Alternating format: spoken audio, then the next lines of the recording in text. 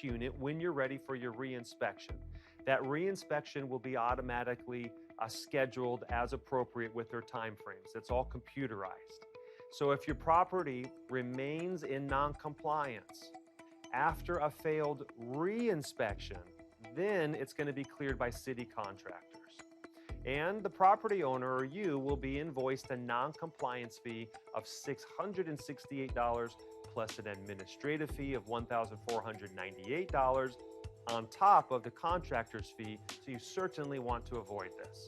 We get asked a lot of questions. Here is your top 7 most frequently asked questions and the answer. So number 1 is, how can I check the brush status of my own property? Again, that's that important website that we're driving home, the vms3.lafd.org. You could register a new brush clearance account there and check the status. Now use your APN or the assessor parcel number, as well as a PIN, which is your personal identification number. It's going to be printed on the bottom of the owner notification that was mailed to you annually in March. Often we get asked, well, what is the best way to contact the brush unit? Simply put, the best way is to send an email. You send it to lafdbrush@lacity.org. Now, if you incorporate your APN and a brief description of the issue or the problem that you would like to discuss, that greatly assists us determining who you are and what the issue is. And then a member of our brush unit will respond to you within 48 hours. Also, you could feel free to call. The number is 1-800-994-4444. But we do ask for your patience in advance because it's very busy and there's minimal inspectors, so we have limited resources to take your call. But the office hours are from 7 a.m. until 3 p.m. Monday through Friday, excluding holidays. So what if you received a notice of non-compliance in the mail? What are you supposed to do then? Well, start by reading that notice very carefully. Identify the actual violations that were mentioned on your property. See what was cited there. And then you could follow the steps in the frequently asked questions, the first one there, to see photos that was taken by the inspector of your property and where the problem is. Then you want to correct those violations by the due date. So look at that due date. It'll be located at the top right corner of your notice. Here's another question we get. Okay, you were issued a notice of non-compliance, and now you did the right thing. You finished clearing your property of the violations that you were cited. Now what? What's next? Well, truthfully, you don't have to do anything at this point. After the allotted 30-day period, a fire inspector is going to re-inspect your property, and if your property is still in non-compliance, then you get that second notice to abate the fire hazard. That'll be mailed to you. Now, the city will start the process to have your property cleared by a contractor at your expense, so you want to avoid that. Some ask if there is a particular contractor that should be used to clear your property. Well, simply put, the city does not provide a recommendation, nor do we endorse any contractor. So really, it's you as the property owner, it's your responsibility to request the current proof of insurance, if they're bonded, if they have a license, and obtain any other relevant information about that contractor. But we do try to help. So there is a brush clearance contractor list on the website. So what do you do if you feel that the inspector is wrong and that your property is in compliance? And can you file an appeal? Well, the answer is yes. Yes, you can. Visit the LAFD Brush website to view the detailed inspection process, and that includes appeals.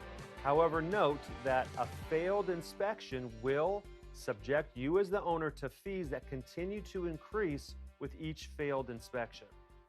All billing is conducted through the city's accounting services section. So if you have questions about that concerning your fees or your invoices or any fees that even could be attached to a tax bill, you should direct those to the source. That's accounting. So you could either call them at 213-978-3424, or you could send an email to lafd.brush@lacity.org. We understand that many people might be worried about their neighbor's property and that they might have a fire hazard because of some overgrown brush. And how would you report that? So first off, we want you to know that the fire department wants to hear your concerns so we can provide the clearance necessary for our firefighters to protect your property and your neighborhood. So you can report a brush fire hazard by email to lafdbrush@lacity.org. Now, please make sure that you include the exact location of the brush hazards, the address. If you have the APN, that would be even better. But of course, you need to put a brief description of what the hazards are and where those hazards are on the property. And of course, it's best not to go looking at those hazards on that neighbor's property without permission. You also can make your complaint by phone. That same phone number we provided before to our brush clearance unit is 1-800-994-4444. And again, we welcome your complaint, but remember too that we have limited resources to take your call, and those hours are from 7 a.m. to 3 p.m. Monday through Friday.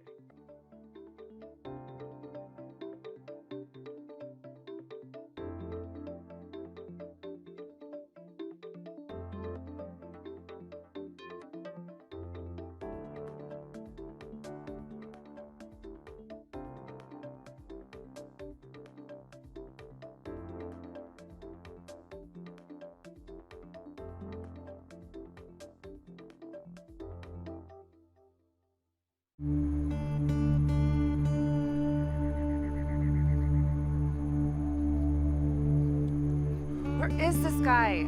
So thirsty. I hear he travels from the north. Look!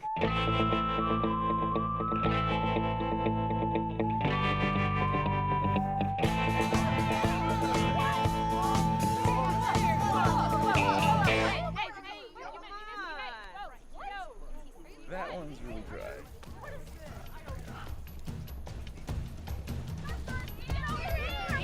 LA is in a drought, yet over half of our drinking water is being used for landscaping. But it doesn't have to be that way. Just 1 inch of rain can yield thousands of gallons of water for use in landscaping and saves drinking water for drinking. Rain barrels, cisterns, and curb cuts are just a few ways to save water and energy. For more, visit LADWP and the Bay Foundation online. Did you know the average LA resident uses about 89 gallons of water each day? Challenge yourself to conserve. Turning off the faucet when you brush saves up to 10 gallons of water. Taking a 5-minute or less shower saves up to 15 gallons of water. Washing only full loads of laundry saves up to 30 gallons of water. And fixing a running toilet can save up to 50 gallons of water. Keep it in mind all day, every day. It's water conservation the LA way.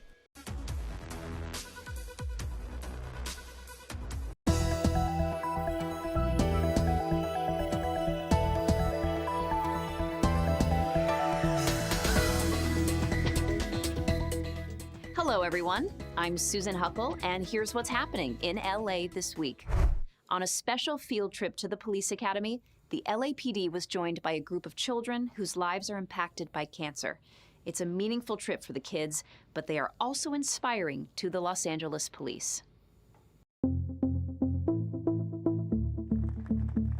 We're at the Los Angeles Police Academy, our Elysian Park facility, and this is the 19th year we've been able to celebrate with the Sunshine Kids, a nonprofit organization that brings kids from around the country to Los Angeles for a week to be able to give them a view of Los Angeles, Disneyland, Universal Studios, and so many other iconic sites here.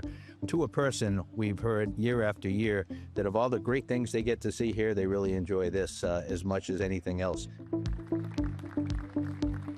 They have for years hosted Sunshine Kids Foundation Children with Cancer on this magnificent day that brings so much of the community together to create an impactful day for the kids outside of the hospital walls and allow them to form friendships with each other and also introduce them to the incredible things in the community that law enforcement does. When I look out and I see all of your faces, I see bravery, I see confidence, pride, and compassion. The inspiration we get from watching people who are going through significant life challenges and are staying positive and are moving forward, are working with their doctors, working with their caregivers and parents to be able to have successful outcomes down the road. And when you put it in perspective and see what others are dealing with, I think that's healthy for all of us to be able to appreciate what we have. I got to talk to the riders of the police horses, which was really interesting, and he was talking about how they're trained differently. They have a narcotics dog, and that was really interesting about how he's already 7 years old and still doing fine. They have a few robots that they use for safety precautions and a diving unit over here that I'd like to get to at some point. We've gotten some incredible letters from kids who have participated. And these are kids that have participated years back, and just some of the quotes and the things that they had mentioned about this special day, these few hours, the impact that it made on them moving forward and how they live their life in the future, battling cancer and moving toward adulthood. It's just an incredible experience. It's for kids who have suffered a lot and had a really hard go of it. And it's a really cool thing to experience and cool thing to help with, because it's a nice way to balance out the hard times. By being sworn in, hopefully they feel a part of the Los Angeles Police Department.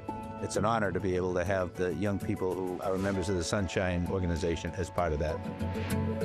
It's a really, really noble cause, and it's cool that they care too, because there's a lot of people who couldn't and wouldn't, and they do. So it's awesome to have that.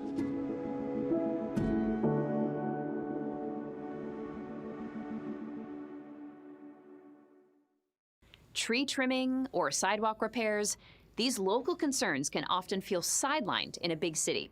At a recent Public Works town hall, Angelinos brought their queries, questions, and yes, even complaints straight to the bureaus involved.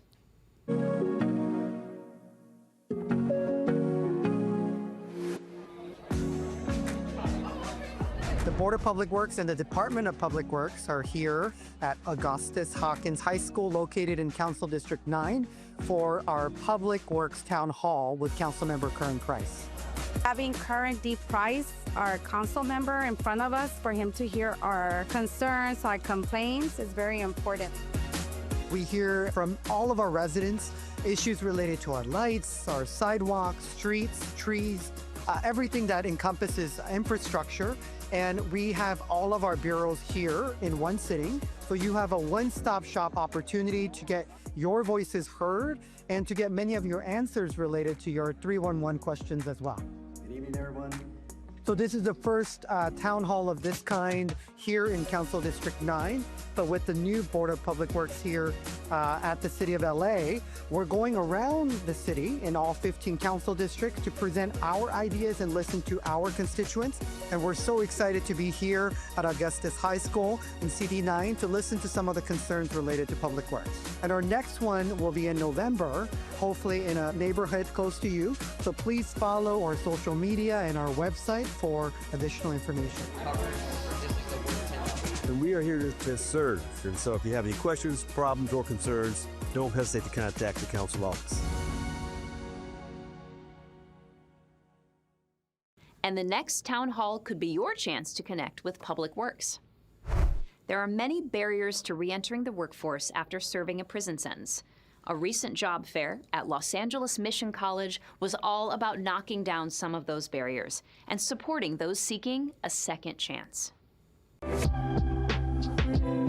So today we are having a second chance job fair for individuals who are justice involved and have been on probation or parole and are looking for that second opportunity back into the workforce.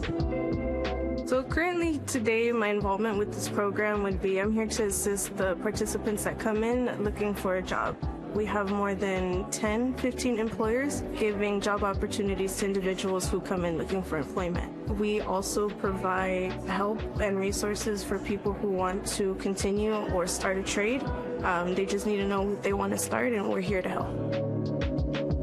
Estos eventos son accesibles para todos. Por ejemplo, este programa es para gente que ha estado involucrado con el sistema legal, pero aunque este programa sea específico para eso, todavía recibimos a cualquier persona que está buscando por servicios, especialmente servicios de empleo. Este lugar es amable, aquí todos estamos para servirle a ustedes. Los invito para que vengan y nos conozcan y que reciban nuestra ayuda, nuestro apoyo.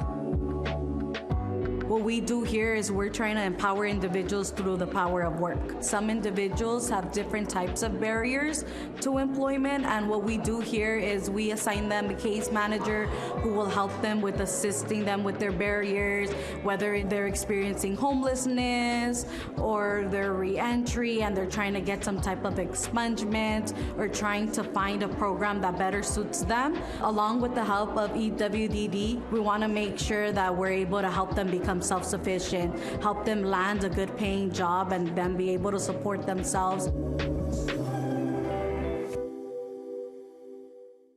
A mayor executive directive will help in LAPD hiring. The Diane Watson Corridor is named for the retired Congresswoman, and a rapid response relief grant from Councilwoman Monica Rodriguez. These stories up next on City Beat.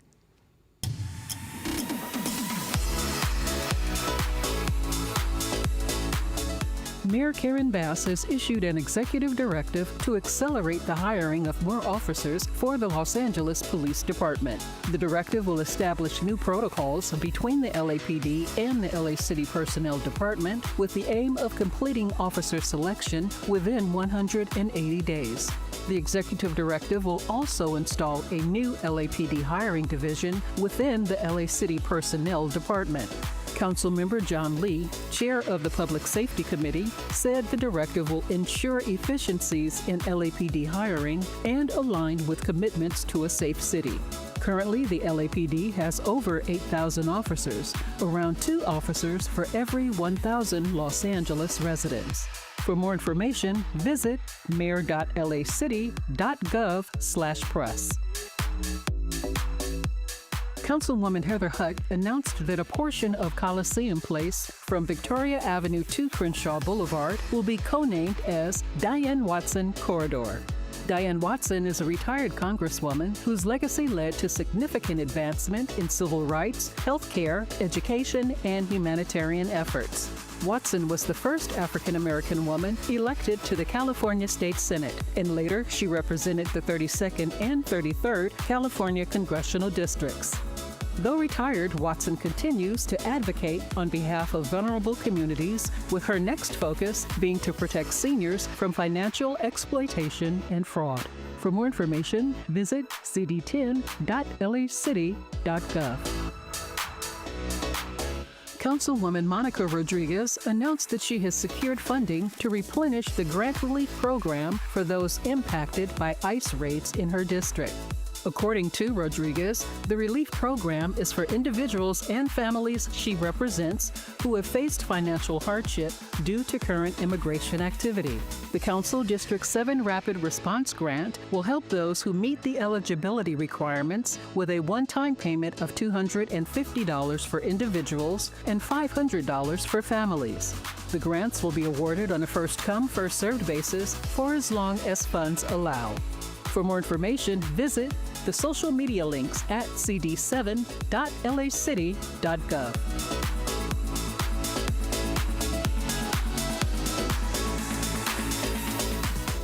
Since LA's inception, multiple cultures have been intertwined with the city. Councilmember Eunices Hernandez led this year's city celebrations of El Grito and Mexican independence, addressing the current challenges and meeting the moment with joy. The people of Los Angeles, El Grito is something that it's been celebrated all over the city all my life. Years ago, it got brought to City Hall, and it's one of our biggest celebrations of the year.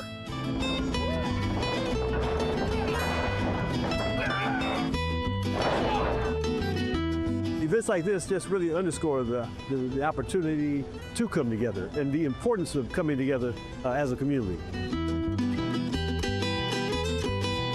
We know we have to work together, otherwise we're going to all fall together. Los Angeles is the home of the largest concentration of people of Mexican origin outside Mexico City. I am honored to be the Consul General of Mexico in Los Angeles and to come and celebrate our independence, our pride in our identity, our culture.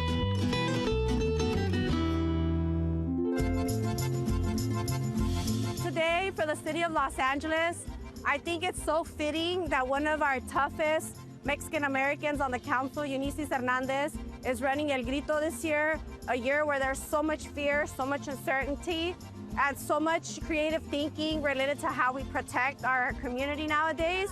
But today was supposed to be a day of celebration, a day of happiness, and we're making that happen. The diversity of our city is seen in the folks that are here, and I'm just happy to be a part of it. Much congratulations to Council District 1, Eunice Hernandez. We've had over 12 weeks of federal immigration raids on our city, and we wanted to show today especially what it looks like to resist, and that is through joy, through culture, through food, through being a community. That's what's gonna refill our batteries so that we can continue this fight to protect our communities here in Los Angeles. ¡Viva México! ¡Viva!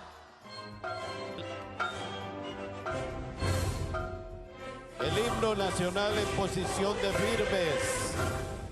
Viva la Resistencia, which is, long live the resistance. It has a new meaning now. It's stronger than ever that we reinforce that belief. I think it's a really beautiful event, especially to have in the time right now. I know that a lot of people were scared to come, but I wanted to show that, I can be here and represent the people who may not have the ability to have come. And so, yeah, I'm really glad that I was able to show up and that they had such beautiful music, such beautiful food, and the people were really amazing.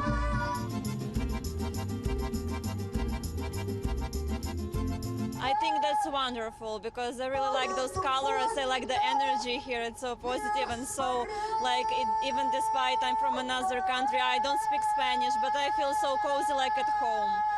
I just was walking around, I heard some music, I thought I have to check it. So here I am, and I'm glad that it's happened like this.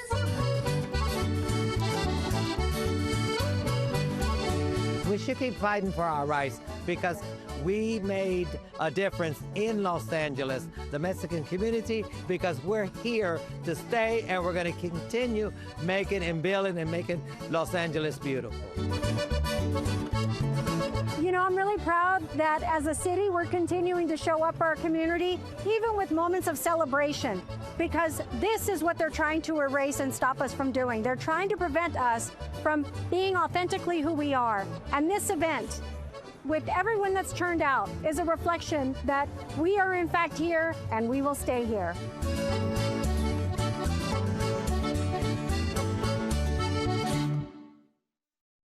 Imagine celebrating in 2 languages.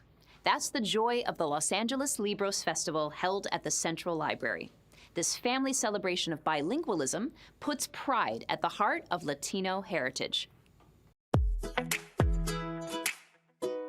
The Los Angeles Libros Festival is a fabulous festival for the whole family. It's a celebration of bilingualism for all Angelinos, where we redream and celebrate in dos idiomas. It's so important to celebrate languages, to be able to share music and community in English y en español, because esta ciudad, not only this city, but this country is bilingual, bicultural, and that's what we bring. Adios, amigas, que estén bien. We want to make children feel excited about learning a language and feel proud of their heritage. This is very important because this is also a celebration of Latino culture and the Spanish language. With almost half of Angelinos being Spanish speakers, we think it's very important to celebrate both English and Spanish for those of us who are bilingual and for those of us who want to be bilingual. Even just a few words in somebody else's languages creates connection. That's why not only do we speak English and Spanish, but we've been learning other languages like American Sign Language. And with one finger on each hand, we sign friend. This is the sign for friend in ASL. So I came for the Libros event. I was really excited to see what's been going on and discover new books, as well as connect with the community. I came all the way from Santa Clarita because I really wanted to see Silvia Moreno Garcia speak. It's a free event. It's a great crowd. And it's a bilingual event, so I get to speak in Spanish and English, which I don't get to do a lot in Canada. Hola. Hola. Hola. Esta es una celebración del idioma español y del bilingüismo, porque a veces los niños tienen una época que no les gusta hablar español, pero aquí celebramos el español, celebramos la familia, celebramos nuestra cultura y es un lugar para todos, porque la biblioteca es para todos. Y por eso los vemos aquí en el Los Ángeles Libros Festival, where we read, dream, and celebrate en dos idiomas. I would like to invite everybody to visit your local library and get a library card. It's easy, it's fun, and there are a lot of books, both in English and Spanish, audio, digital, and physical formats. A summer celebration in Herman Park where Councilmember Isabel Jurado hosted community members. Together, they acknowledged how different this summer has been, while emphasizing continuity and solidarity in simple celebrations.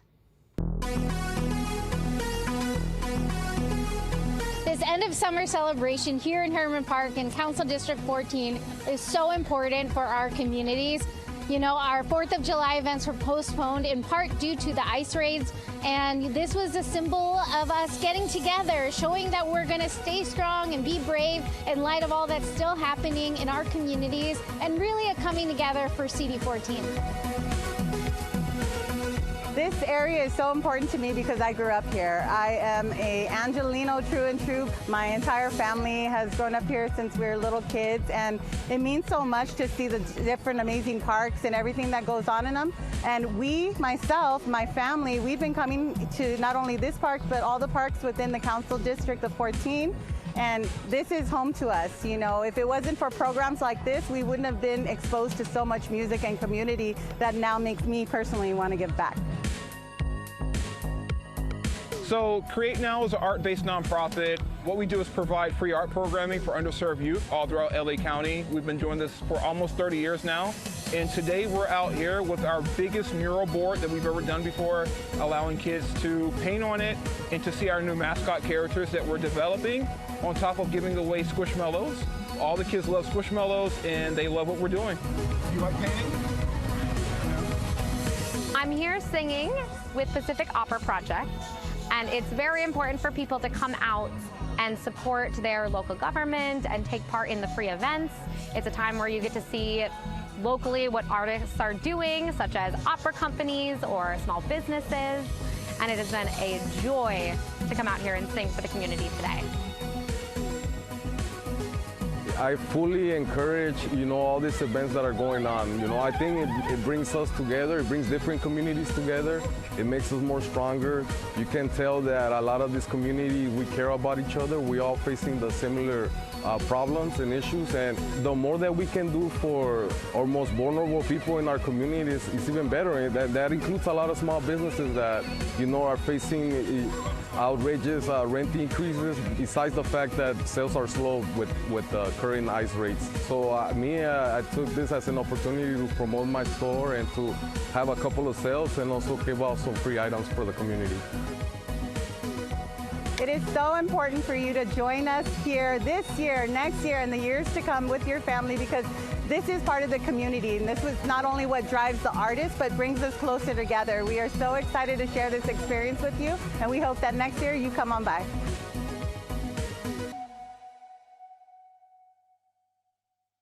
LA City's Department of Cultural Affairs encompasses a diverse portfolio of landmarks, and none can claim to be as unique as the Watts Towers.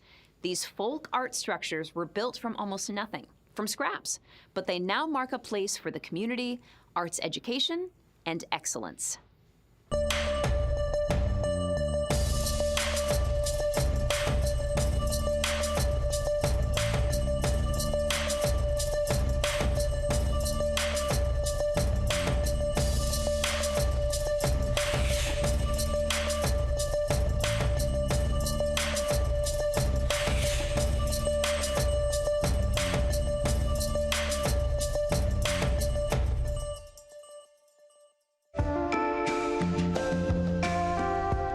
It's very hard to describe the Watts Towers.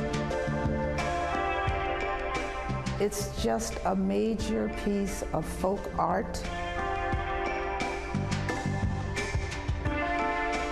It has colors and glass and shells and rocks and all recycled before it was vogue to recycle. I was out doing a tour one day and we had some of the elder ladies on there. Oh, that's my plate, that's my cup. It's wonderful to see them go through and show that ownership. The history of the Watts Towers is over 100 years old. Simon Rodilla started building these towers in the early 20s. And over a course of 33 years, the towers went up. And from there, this grassroots effort in providing arts education grew. Classes were started in 1961. Lucille Krasny taught the first classes on the burned out foundation of Simon Rodilla's house. The Watchtowers Art Center, we're now 64 years old. We're now 64 years old. In 1970, they were able to build this art center that we're in now. In 1975, the city of Los Angeles took over. The Watts Towers complements all of the artistic people that come from Watts. More artists come from this area than any other place in Los Angeles. And we can say that we have access to master artists here. We have access to master musicians to teach our young people here. One of our mottos is we don't do mediocre because we don't have to.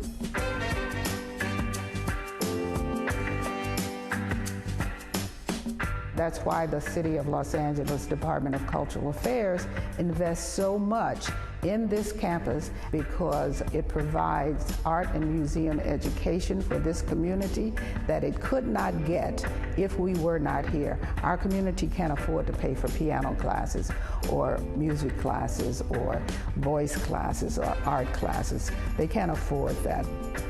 We provide museum and art education for our community when they can't get to LACMA, when they can't get to MoCA, but they can come to the Watchtowers Art Center campus to get fine arts. It really represents the city on so many levels. It's called Nuestro Pueblo. Simon Rodilla called it Nuestro Pueblo, which is in Spanish is our town, our people, our community. Our community has been very, very involved from the inception, which is a phenomenal thing. It shows what you can do with nothing, and our community does a lot with nothing sometimes, but we're resilient. We're still here. We're not going anywhere. You can't get rid of us.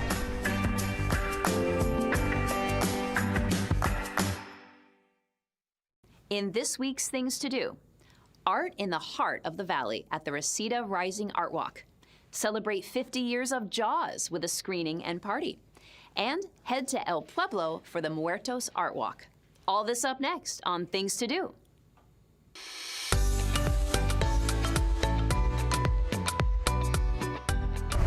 Join the Department of Cultural Affairs for Councilmember Bob Blumenfield's Reseda Rising Art Walk 2025.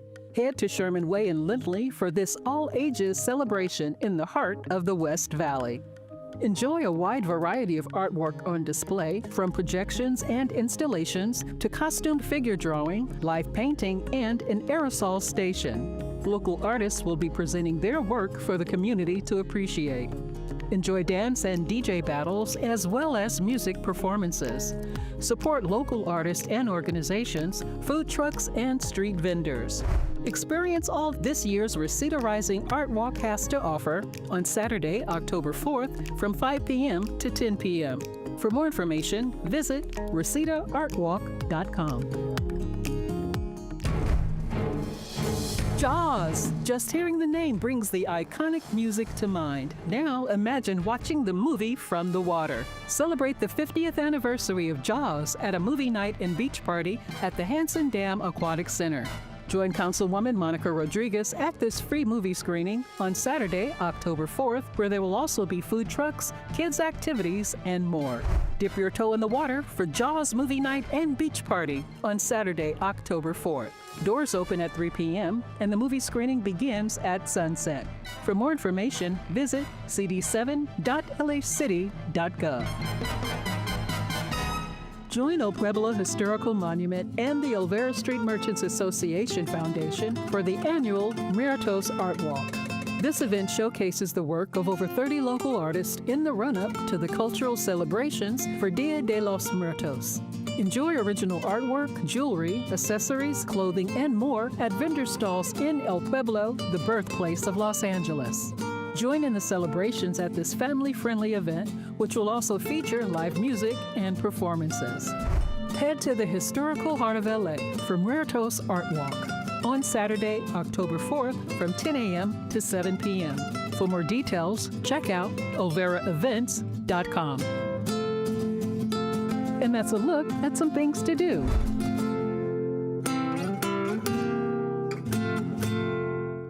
And that's all for this week.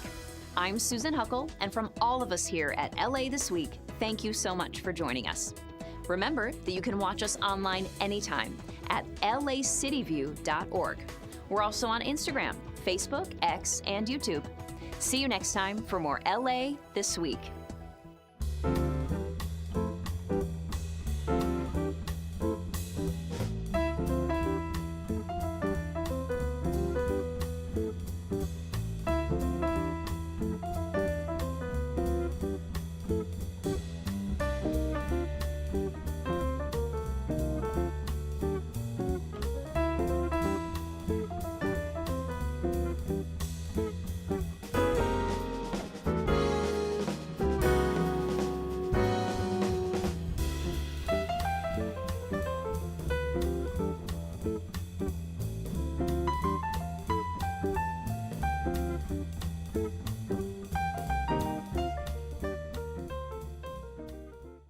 I am David Turshan from International Languages Department, and our department is comprised of all subject areas in 30 languages, as well as language learning materials such as phrase books and dictionaries in 500 languages.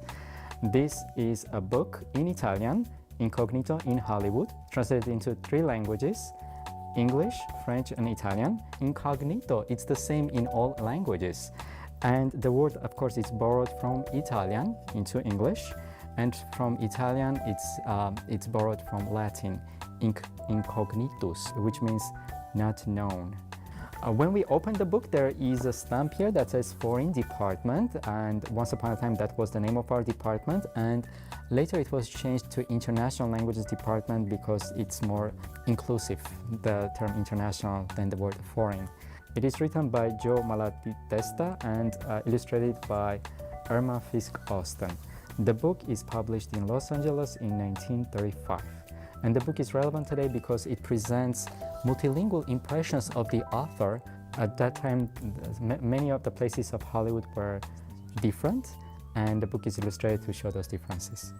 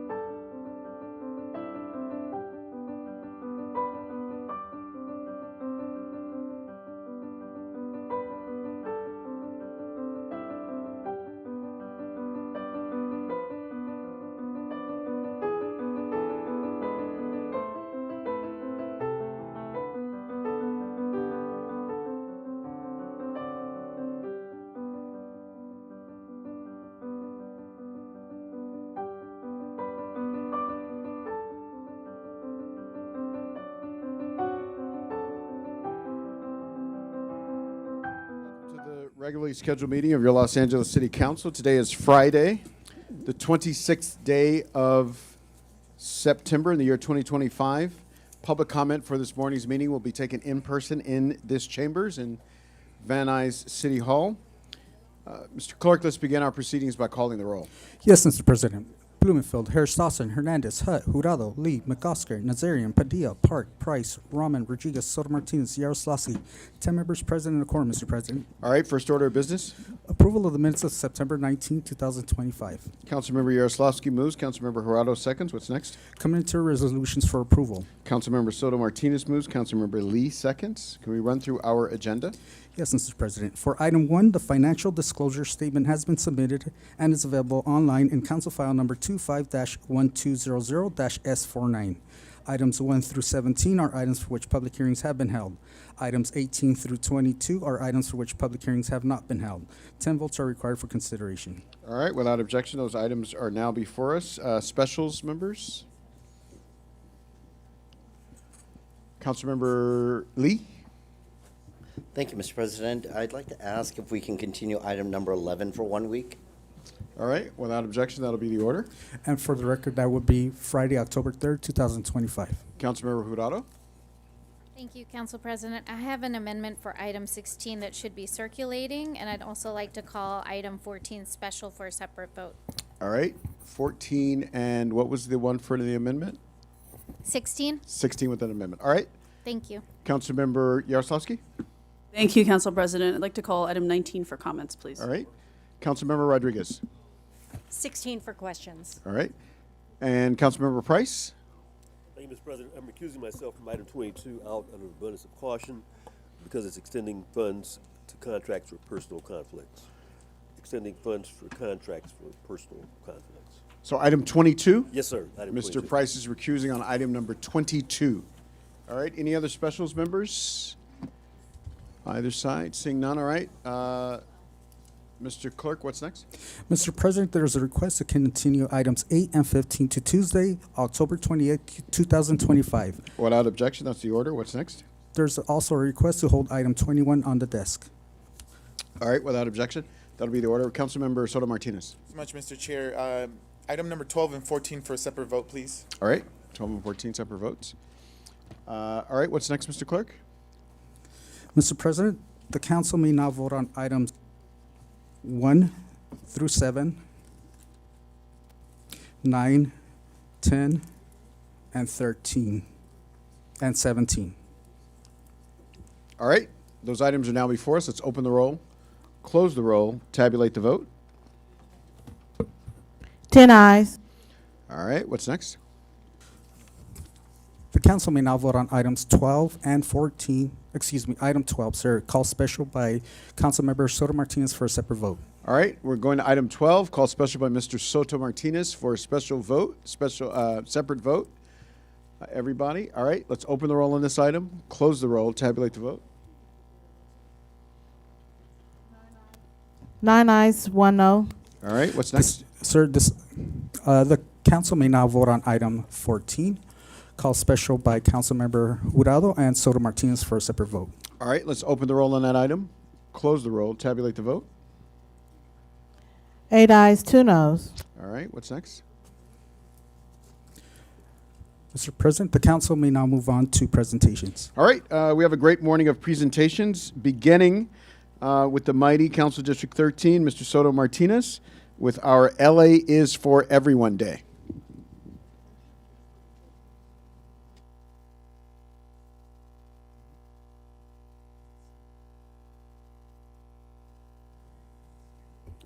Thank you so much, Mr. Chair. Would you let folks gather? So being joined by Councilmember Nazarian.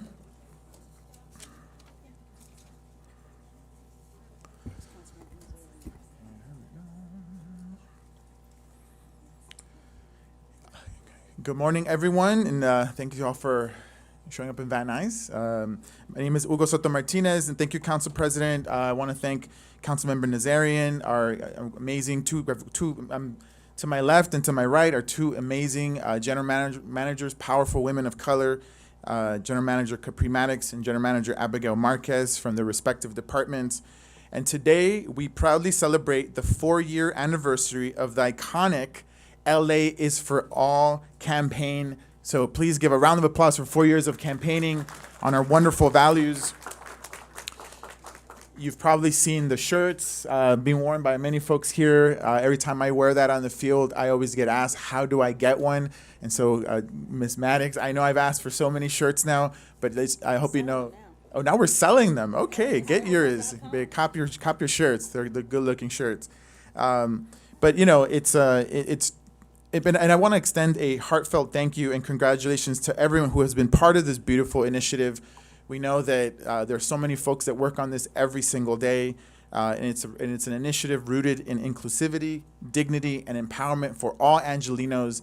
And it is a slogan, it's a phrase that we can use for so many different reasons. And we were proud to use very similar this slogan when we declared the city of Los Angeles a sanctuary city, because we're, again, proud to say that LA is for everyone. And so when we were thinking about the sanctuary city, we were thinking about, well, how can we describe it? And we said, you know what, let's not reinvent the wheel. We have a slogan that says LA is for everyone, and let's just keep using it. But we know when we say LA is for everyone, or we say that the city of LA is a sanctuary city, we know that our actions have to match our words. And so I'm very proud to say that since the beginning of the year, everyone in our city's family, being led by the Civil Rights Department and the Community Investment and Families Department, have gone out into the communities to making sure that people are connected to resources, getting Know Your Rights information, translated in over 20 different languages, doing webinars and community outreach as much as possible, regardless of their background. And by living our values, we'll show up in the face of adversity with our values, which is with love, compassion, community, and solidarity. And so I'm incredibly proud to be up here and introduce my colleague from the 2nd District, someone who is the vice chair of the Civil Rights Aging, Equity, and Disability Committee, leading his values, sharing his life story, and it's an example of what LA is all about. And so I'd like to introduce Councilmember Adrien Nazarian.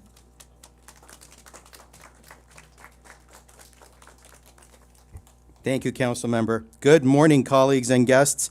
It's with deep honor to stand before you today as we celebrate the 4th annual LA for Everyone Day, hosted by the Los Angeles Civil and Human Rights and Equity Department.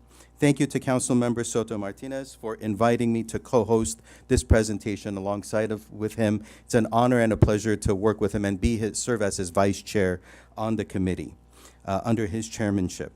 This year, we proudly unveiled the next evolution of this powerful campaign, I Belong, You Belong, We Belong, a reminder that in this city, no one stands alone. Tonight across the city, 10 of our most iconic landmarks, from City Hall to the U.S. Bank Tower, from Union Station to LA Zoo, will light up in a vibrant mosaic of colors.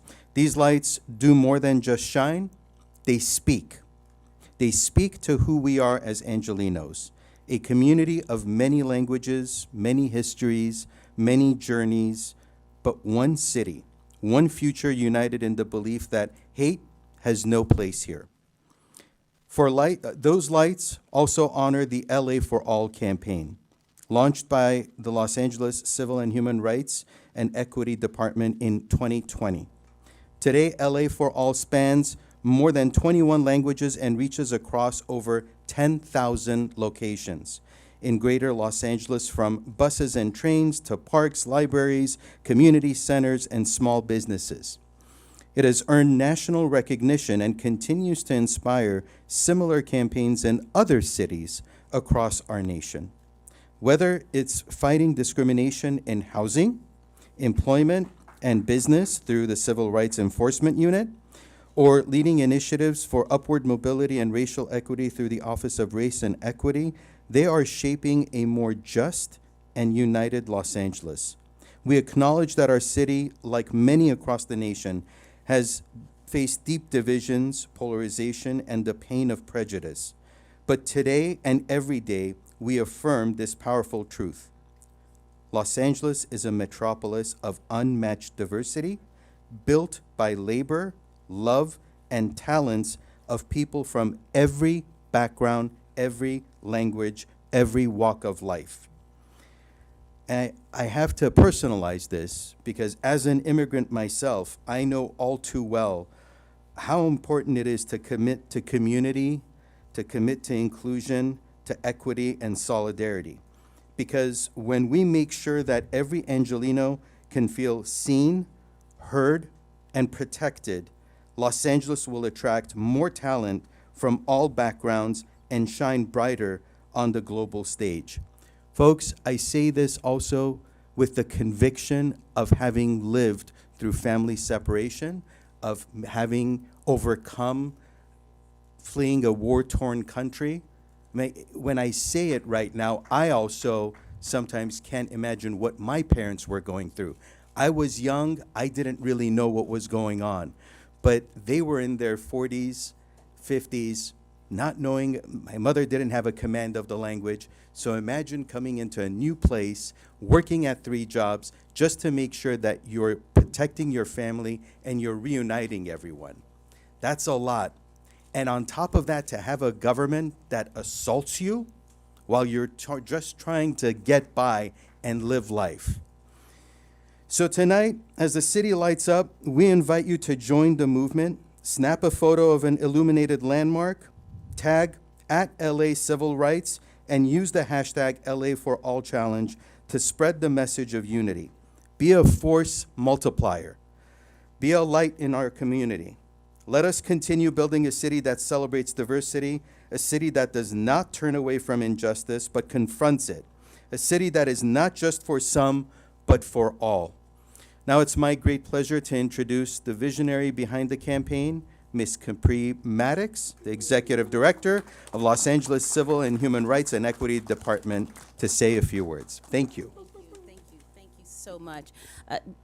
Councilmember Nazarian and Councilmember Hugo Soto Martinez, I can't thank you enough for making sure that we send a strong message that we are united as Angelinos, and of course to this esteemed body of city council members led by President Marquise Harris Dawson. Thank you so much for being allowing us to be here today. Of course, many of you know we fight hate, discrimination, and inequity on the offensive and defensive. Of course, we can bring cases against folks who violate your civil rights in the areas of commerce, education, employment, and housing. And I learned from my wonderful fellow General Manager Abigail Marquez today that there are people who are being forcefully evicted, wrongfully evicted from their homes because of their perceived citizenship status. And that is a case, those are cases that we can handle at LA Civil Rights. Of course, we've been working together very well on Know Your Rights campaigns. We were at Council District 14's Cal State LA, my beloved alma mater, just yesterday doing a Know Your Rights fair, as well as doing the community launch of the We Belong campaign. We know we're in the middle of Latino Heritage Month, and many members of that community are dealing with fear as it relates to these ICE raids. In the Chirla has reported, we had Angelica Salas with us this week at our Human Relations Commission meeting, and she said about 88 people on average every day are being taken off of our streets. And so a lot of people aren't feeling like they're living in Los Angeles that where they're included or where they belong. And so we want to be intentional to send a strong message that we are here for you, we are united. And I'd really like to thank our philanthropic partners who have leaned in to help us. We started this campaign in 2021 with support from Google. The Just Say Hello campaign had a great deal of support from the Weingart Foundation, and we are intentional to know that we have more resources for the Belonging campaign through the grant acquired by our CIFD partners with Abigail. So we're very, very grateful for this opportunity to lift and to show our light today. As a council member said, look around the city. You'll see the U.S. Bank Tower, BMO Stadium, some colleges and universities, the LA Public Library, and of course our very own City Hall to be illuminated to send a strong message that we are united and that all of us belong. And with that, I'll turn things over to CIFD General Manager, a sister in the struggle, and someone who is a doer among doers, Abigail Marquez. Thank you, Capri. Good morning. Happy to be here. It really is an honor for the Community Investment for Families Department to partner with the LA Civil Rights Department and with all of you, our incredible leaders at the LA City Council and our mayor, to stand united as a city, to signal and to amplify the message that we belong. We all belong in this great city of angels. Our department is adding and working alongside Civil Rights Department to add another layer to this campaign, and that is a Know Your Rights campaign. We have been producing Know Your Rights information in over 29 different languages, including indigenous languages. We're making ourselves available to offer translation services to a number of city departments, and this was before the ice raids. This was during the wildfires, and making sure that information is accessible to the diversity and appreciates the diversity of our community.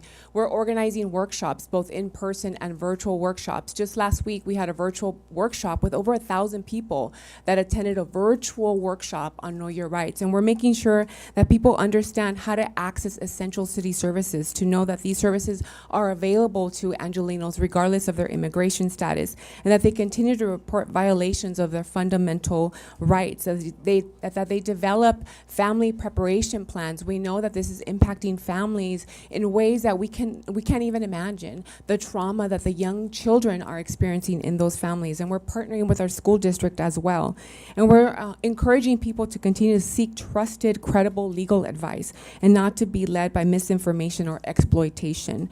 We are very proud to be partnering with LA Civil Rights Department, and we will continue to amplify the message that we all belong in this great city. We know that we also have resources available through our Family Source system, which continues to show up every day regardless of the crisis that we have before us. They never shut down their doors. And I want to acknowledge the Family Source Centers who are here today. We have LRO, who's here from the Council District 2, El Nido, who's in Pacoima, and then we also have New Economics for Women in Council District 6.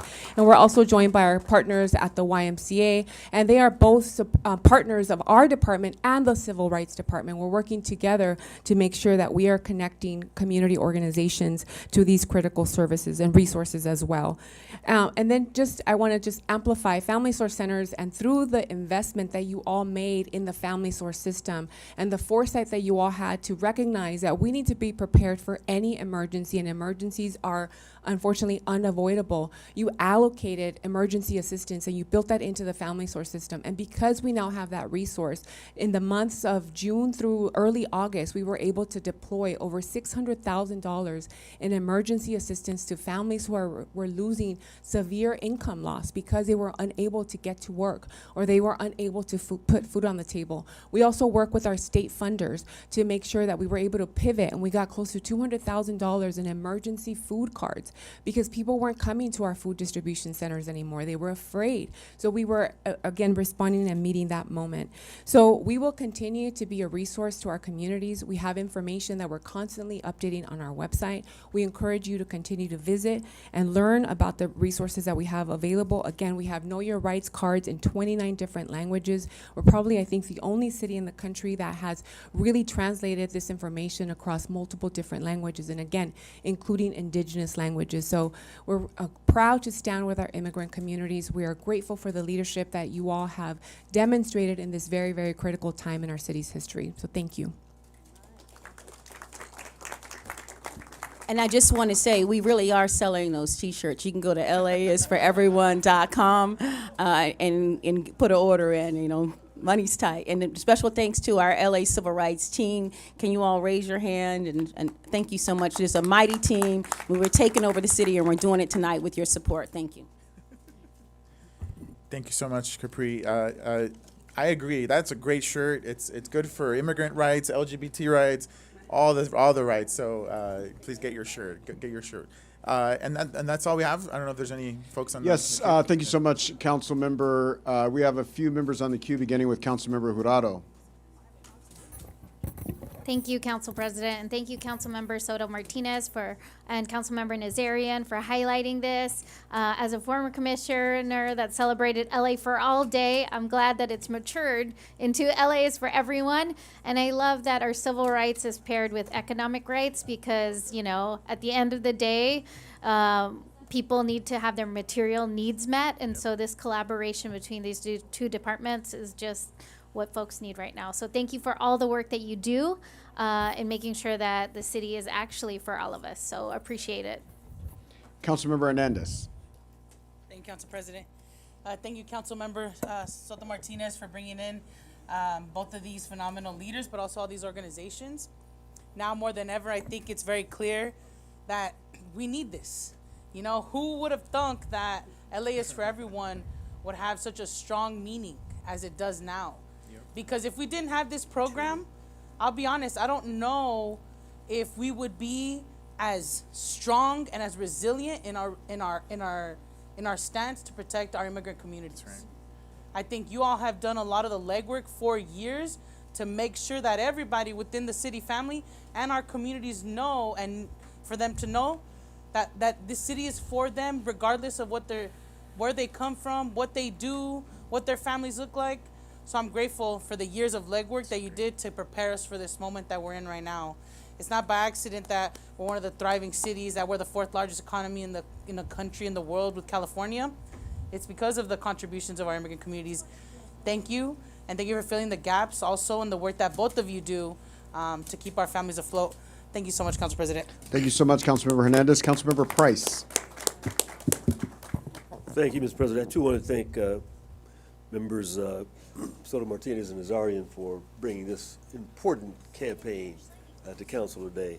And I think it's so significant that the city family has weighed in with such significance, with our two of our favorite GMs at the helm, really setting the tone, setting the pace.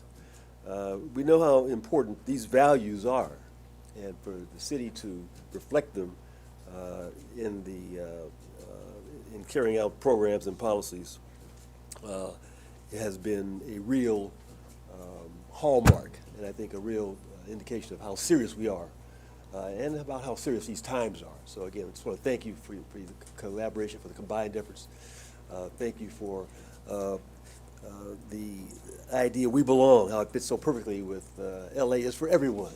And so we're going to continue making those connections as we move forward together. Congratulations. Keep up the good work.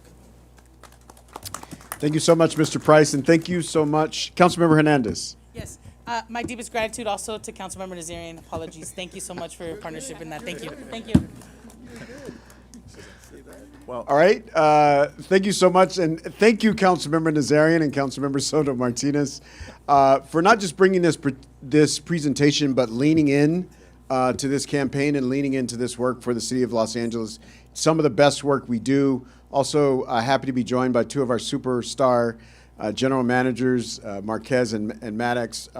Thank you for continuing to shine the light and shining it even brighter during the dark days that we're undergoing. And we truly appreciate the work that all of you do and the message that all of it sends. And I will say, General Manager Maddox, look the other way if you're on Crenshaw and Slauson and you see some bootleg T-shirts that say, LA is for everybody except for men in masks kidnapping people from their families. So we're going to sell that one and do a little business on the side. But thank you all so much for your great work in this great presentation. Well, if we get bootleg T-shirts, we know we have made it. But so on behalf of the City of Los Angeles and its residents, I want to give this certificate to both the general managers, but also our extended families, folks that are doing the work out there in the community every single day, and for your teams and everyone. And proud to declare today the 4th annual LA for All Day. Let's step over here so that we stop block.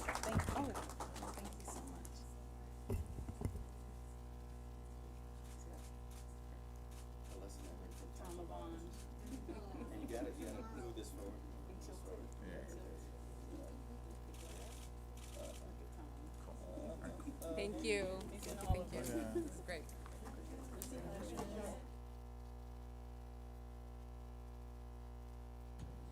All right.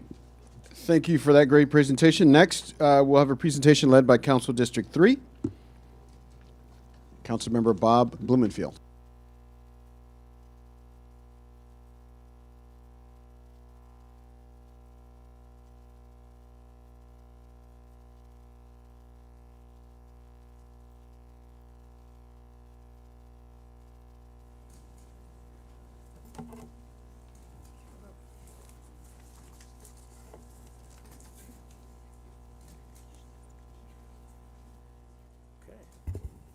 All right.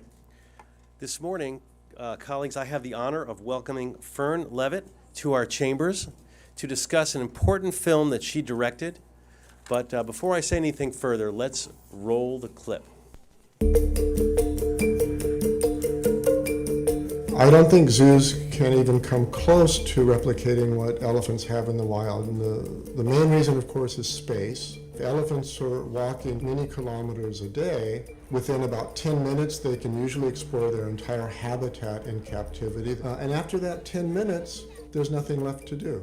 They need to roam, like up to 50 kilometers a day. Yeah. But they can't do that here. So they do get taken out every single day. It's kind of hard to compare wild elephants with captive elephants just because it's like comparing a wild dog to a domesticated dog.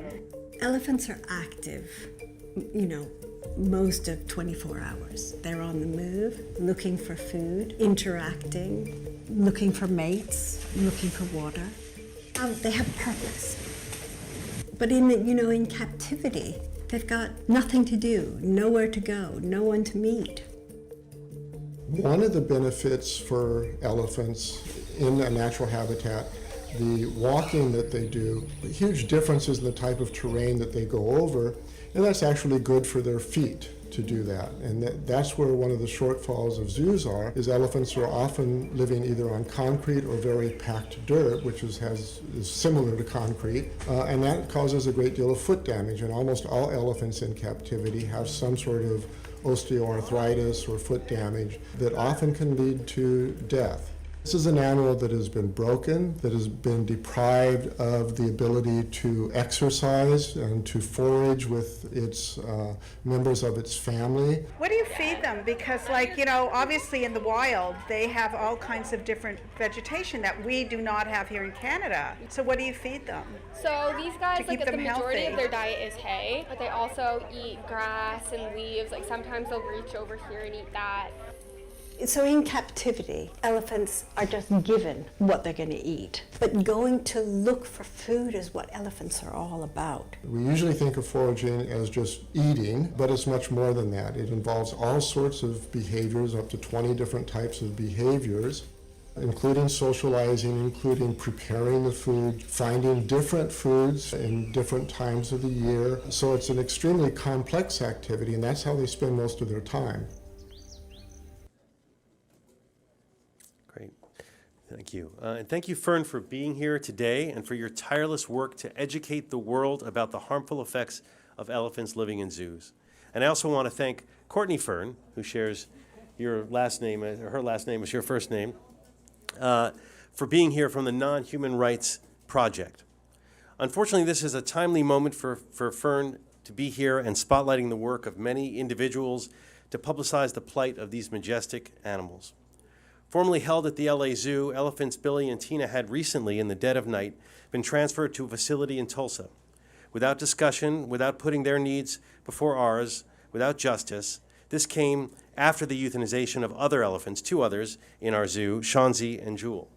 These elephants live in conditions that bare minimum of care set by the Association of Zoos and Aquariums, the AZA standards. They, as mentioned in the clip, they need socialization, enrichment, and specific living accommodations that neither the LA Zoo nor Tulsa can provide, not to mention the horrific breeding activities that they're subject to. Today, I'm proud to also be introducing a motion instructing the zoo to report back and give us some transparency on what happened with Billy and Tina and their transfer in the dead of the night.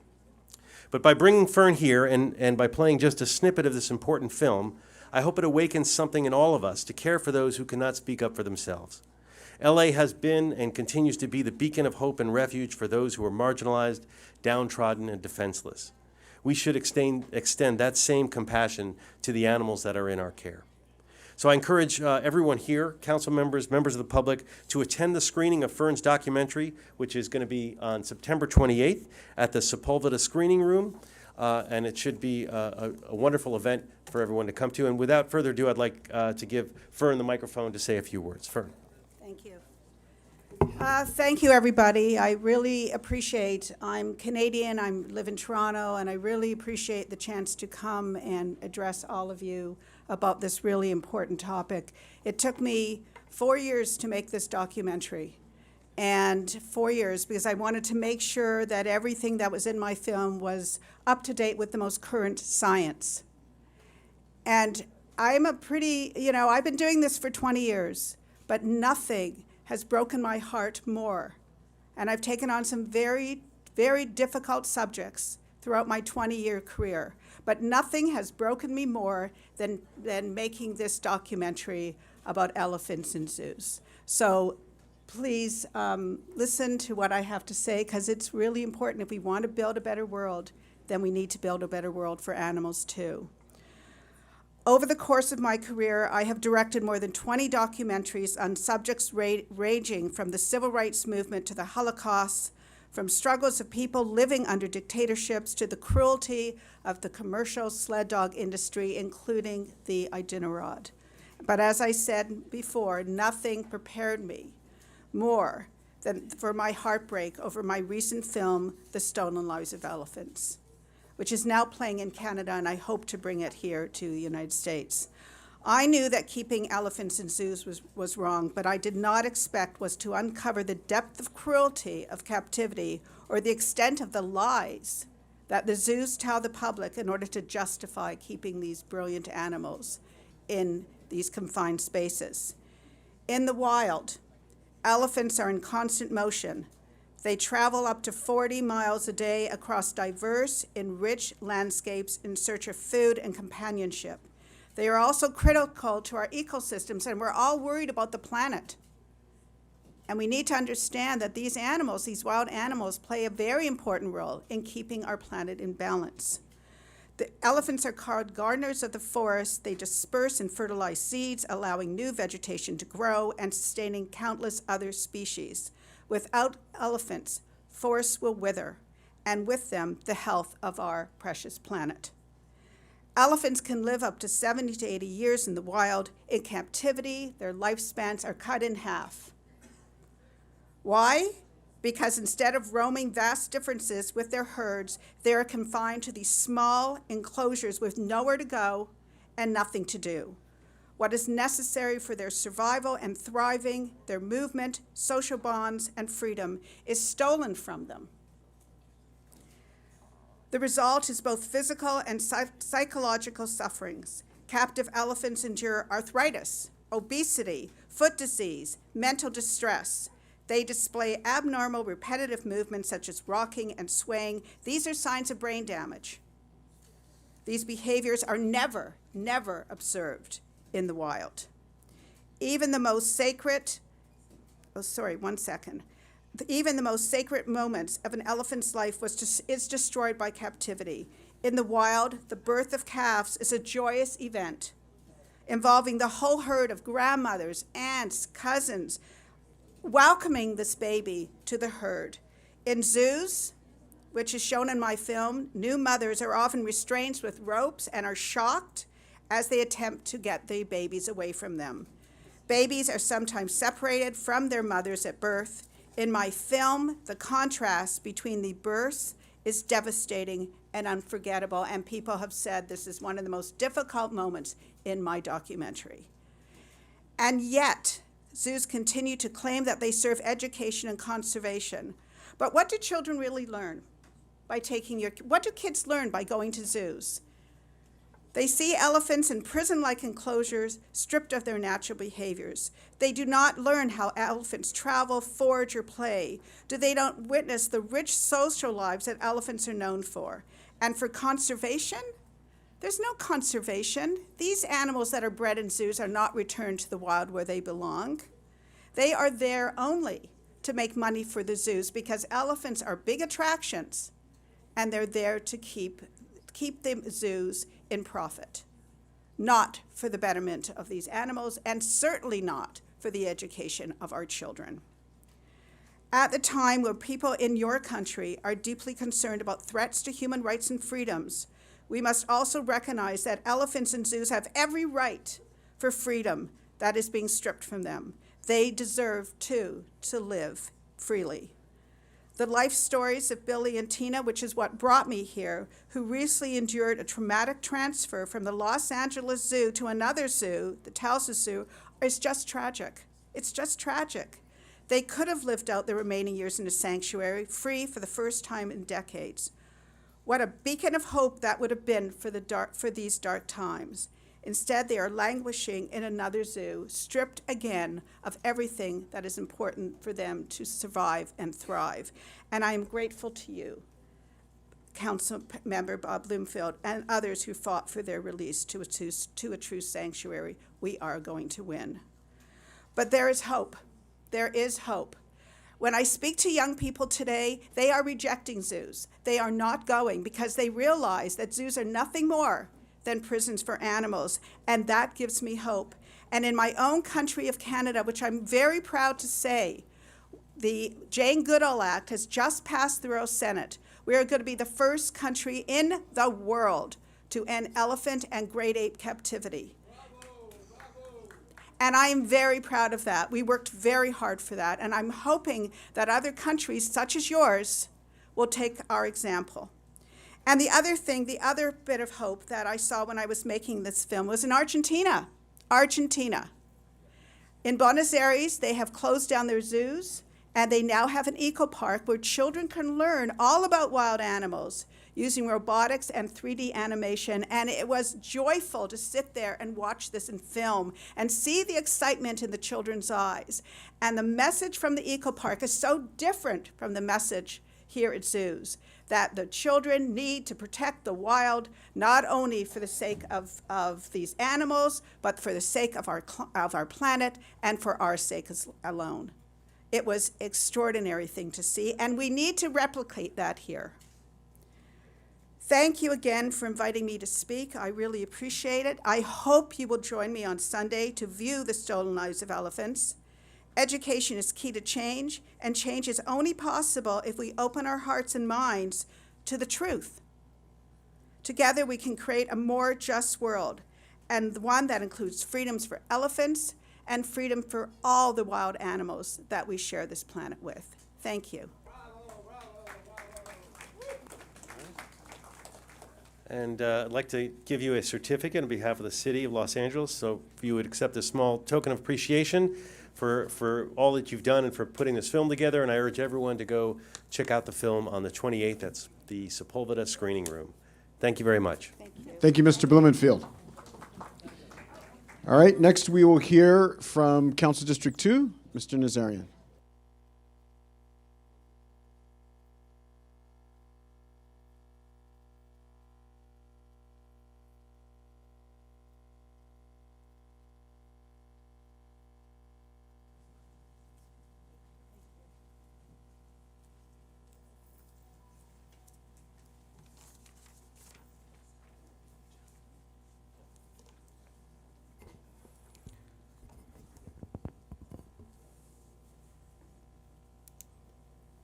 Thank you, Council President. Dear colleagues and guests, thank you for joining me today to celebrate Mono Lake Day. September 28th is Mono Lake Day, a day dedicated to celebrating more than 30 years of environmental stewardship and balancing natural resource protection with domestic water supply needs. Mono Lake Day reminds us that Los Angeles can meet the challenges of climate change while protecting the places that make California special. This day of celebration was established in 2024 to recognize the State Water Resources Control Board's decision 1631, which balanced protections for Mono Lake with the human right to water. The restoration of Mono Lake is considered one of California's most significant environmental success stories. Mono Lake is not only a spectacular natural wonder, but also a living symbol of how Los Angeles can balance water reliability with environmental stewardship. Since 1994, we've invested nearly $50 million in enhancing the ecosystem, wildlife, and recreation in Mono Basin. These efforts include restoring approximately 20 miles of streams, including over 800 acres of wetlands, and completing numerous habitat enhancement projects. Colleagues, I'm joined today by Jamie Valenzuela, LADWP's Manager of Policy and Planning for Owens Lake and Mono Basin, who can speak to DWP's work at Mono Lake. Jamie, please join me up here. Good afternoon, distinguished commissioners. My name is Jaime Valenzuela. I'm the manager of the Owens Lake Dust Mitigation Program and manager of policy and planning for Mono Basin. I've been a humble city servant since 2005, and I'm happy to be here continuing my work. I'm going to add on a little bit to what Councilmember Nazarian mentioned. So today we recognize more than 30 years of successful environmental restoration and a continued commitment to protecting the environment and resources at Mono Lake and the surrounding basin. It's not just Mono Lake. This has allowed up to 200,000 Angelinos access to the most affordable, environmentally protected, and energy efficient water source available, and that is Mono Basin. Since decision D1631 was implemented in 1994, DWP has restored, as Nazarian mentioned, 20 miles of riparian habitat in tributary creeks and streams such as Rush Creek, Walker, Parker, and Lee Vining creeks. So DWP diverts water from the tributary creeks. It does not take water from the actual lake itself. In addition, it has restored over 800 acres of wetlands, such that fish populations are once again thriving. It has carefully managed reservoir storage levels to protect downstream ecosystems. It has managed stream and channel flows during wet and dry normal hydrologic years to mimic what Mother Nature naturally does.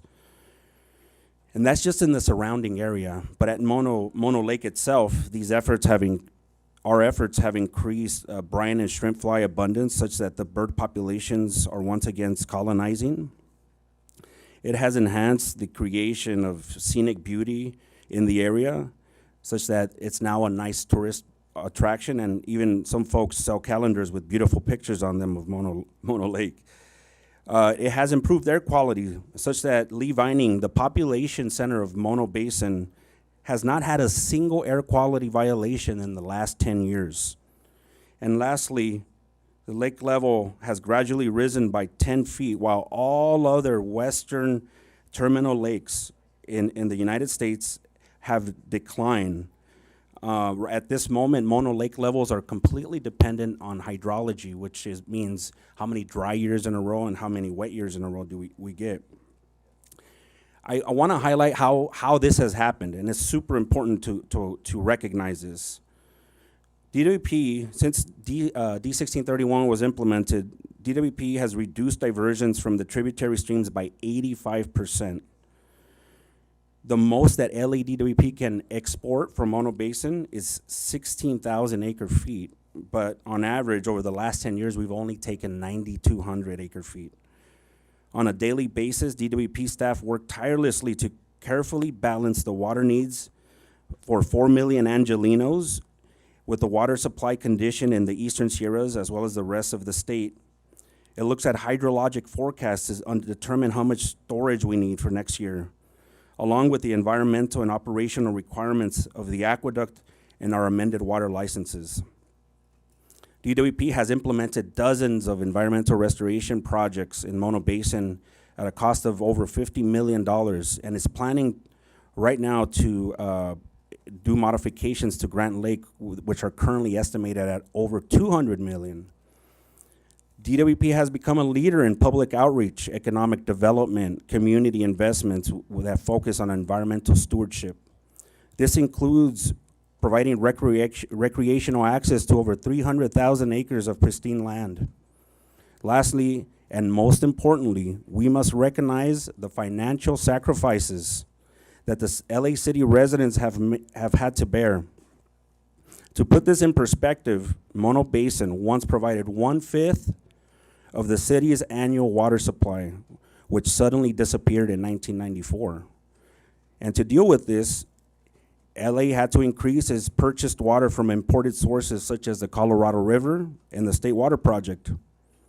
Not only is that water 4 to 5 times more expensive than aqueduct or monobasin water, but also these sources are environmentally strained and overallocated, such that their long-term reliability is in doubt.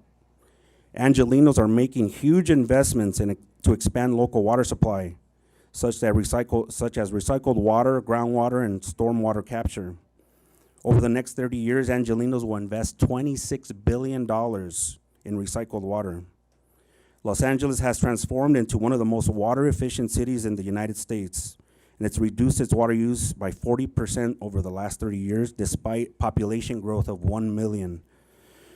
Because of these sacrifices, we have a duty as representatives to provide Angelenos, especially those in disadvantaged communities that make up 50% of the city population, with the most affordable and reliable, energy-efficient, and environmentally sustainable water available.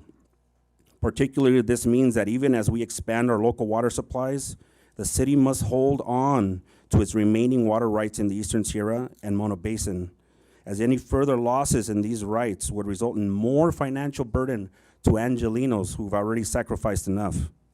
For example, if the city lost its remaining water rights in Mono Basin, it would cost Angelenos an additional $24 million to $80 million a year in replacement water costs. In short, today we not only recognize more than 30 years of successful equilibrium between environmental resource protection and urban water needs, but also we recognize the sacrifices that Angelenos have made to make all of this a reality. And we commit to look out for their best interests. Thank you.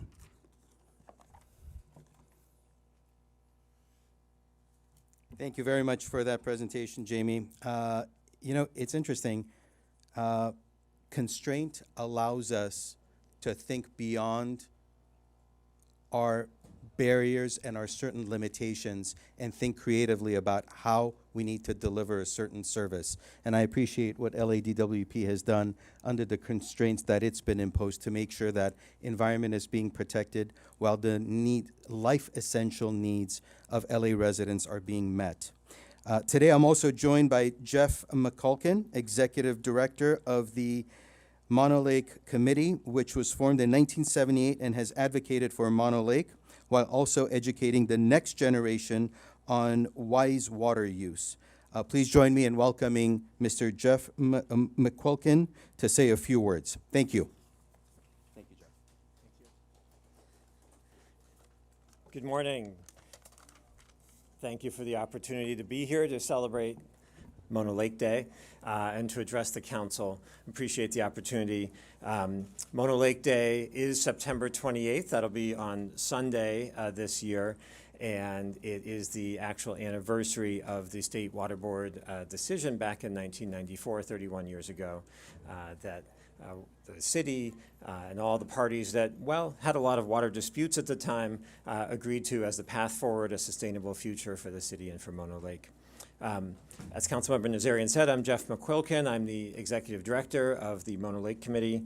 We are a 16,000-member nonprofit organization, grassroots group, founded indeed almost 50 years ago to protect and restore Mono Lake and its tributary streams through sustainable water solutions, and to share these special places with youth and with the public through education programs.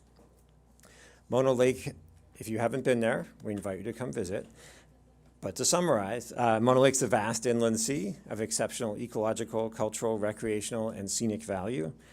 Angelenos and folks from around the world visit Mono Lake and join the unique tufa towers, the recreational experiences that the lake provides, and the millions of migratory and nesting birds that depend on the salt lake and its special ecosystem for food and for shelter. Now, the lake is indeed 300 miles away from this room where we meet today. And so what's the connection? The Los Angeles Aqueduct is the connection between the lake and the waters of its tributaries and the city.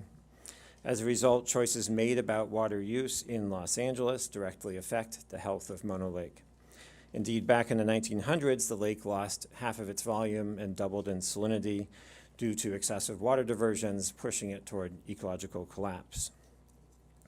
Now, today, the city really views water management quite differently. Part of celebrating Mono Lake Day is honoring decades of working together on collaborative local supply water solutions.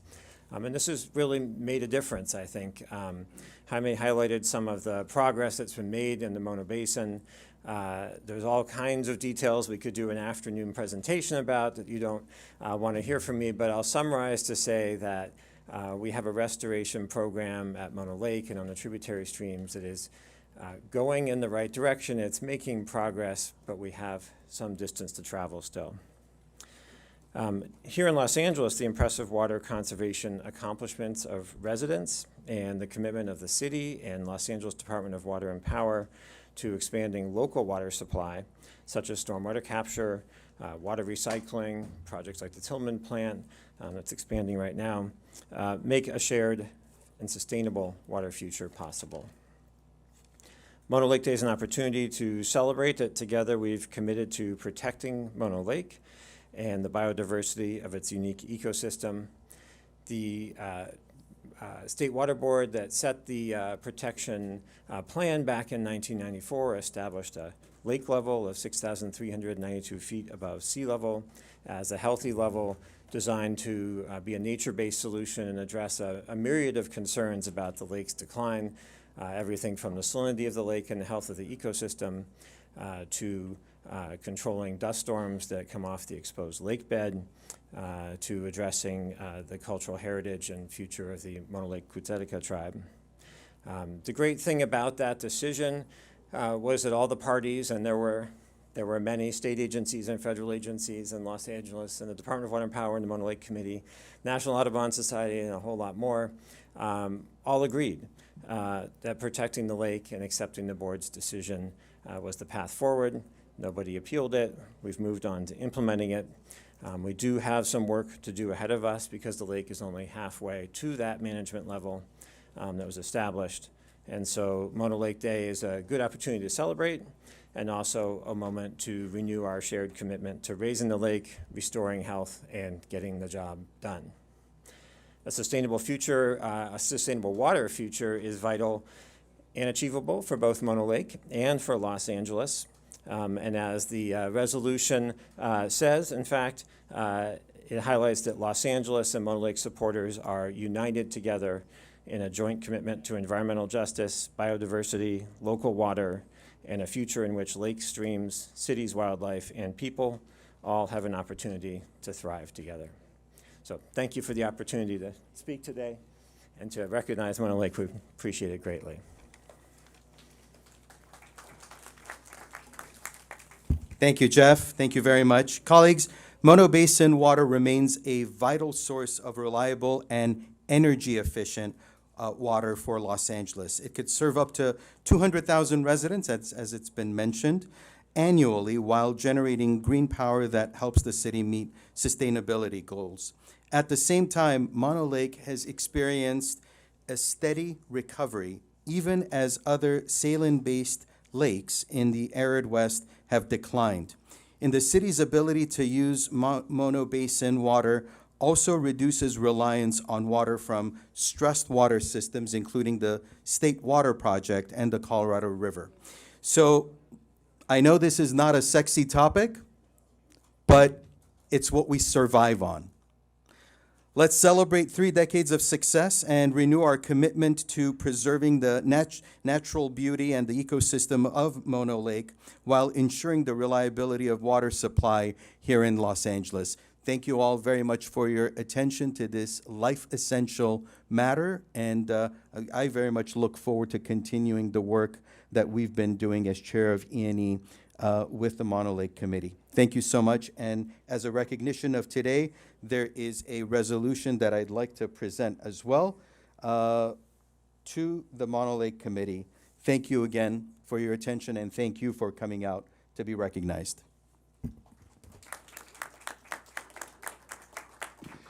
Thank you so much, Mr. Nazarian, for this presentation, and thank you for all the information you share for us. You know, the availability of water is something all Angelinos take for granted, as we should, but that doesn't, the water literally just doesn't fall out of the sky into our faucets. Lots of work and planning is done over decades for it, so we thank you for the work that you all have done and will do to make the city of Los Angeles the metropolis that it is. Councilmember Yaroslavsky. Thank you. Just real fast, I want to thank the Mono Lake Committee for decades of hard work. Thank you, Jeff, for being here. Thank you for your advocacy on behalf of Mono Lake and its ecosystem. There's still plenty more work to do. Progress is not victory. And so I really appreciate you being here and making the time and continuing to advocate on behalf of an ecosystem that we directly impact and have an obligation to continue to partner with you all to make sure we're doing what we can to prevent economic degradation. So thank you. Thank you, Councilmember Yaroslavsky, our present Energy and Environment Chair and our past Energy and Environment Chair for this great presentation today. All right, Councilmember Hernandez. Thank you, Council President. Thank you, Councilmember Nazarian and team. Arash, it's great to see you up there and see that you're a part of that team. I'm grateful for that. Thank you for breaking down all the info about the benefits of the lake. It's impactful to know that we could be seeing a cost of up to $80 million if we didn't have this asset. So thank you for all the work that you do to care for it and to educate us on the importance of it. But team, just keep doing the great work. We're gonna need this asset for the time. I don't foresee a future where we won't. So thank you for your work and thank you, Councilmember. Thank you, Council President. All right, thank you so much.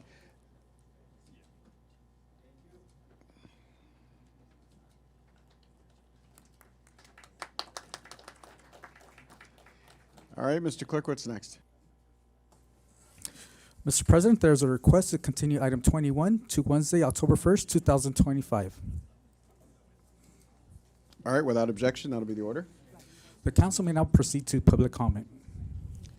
All right, Councilmember Hernandez. Number 12, I'd like to be recorded as a no vote, please. All right. Item Without 12, objection. no, thank you. All right. Can we move to public comment? Yes, sir.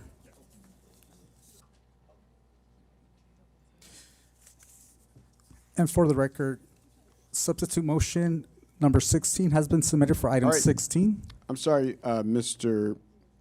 Clerk, before we go to public comment, I want to take up this item.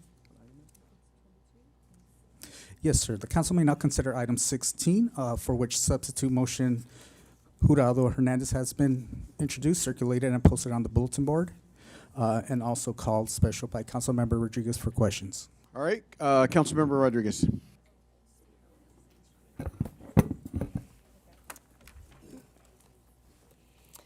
Yes, I have a couple of questions if the CAO would come up. Where's that?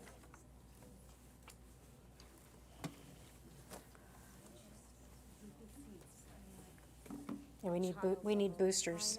Yeah. We need some lifts over here. Take a look at us short ladies. Come on. Hi, Ed. So colleagues, on this item, I just wanted to preface the conversation before I get into my questions with the CAO, is we have before us yet another example of LASA acting in advance and obligating ourselves to funding programs without our advance permission, obligating us or basically spending funds that have not yet been received as part of the HAP allocations. And so now, as a result, given the fiscal crisis that we're in and the compounded effects of other approvals of expenditures that have been made by this body, we're now in a situation where we now have to figure out how we're going to cover the costs. And so I understand that we have an agreement that has been established with the county to help figure out how we achieve this. But again, I just want to bring this part to the fore because it's yet another example of LASA's actions causing us some financial indigestion, if you will, because now we got to figure out how to move resources around in order to meet these obligations, knowing that the state is actually redacting and drawing back these funds. So that being said, and I want to thank Mr. Blumenfield, I understand you had an amendment to try and assure that we aren't dipping into the reserve in order to do that. However, I also want to be very clear and transparent for the public.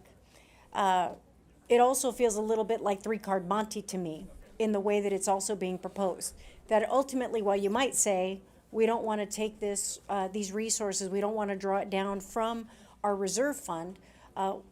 There's some games being played, from what I gather, in order to help make sure that we can do this in utilizing ULA and how these funds get utilized and how they get transmitted. So by front funding this loan through LAHD general funds, will we run into issues with the state around the issue of supplanting funds?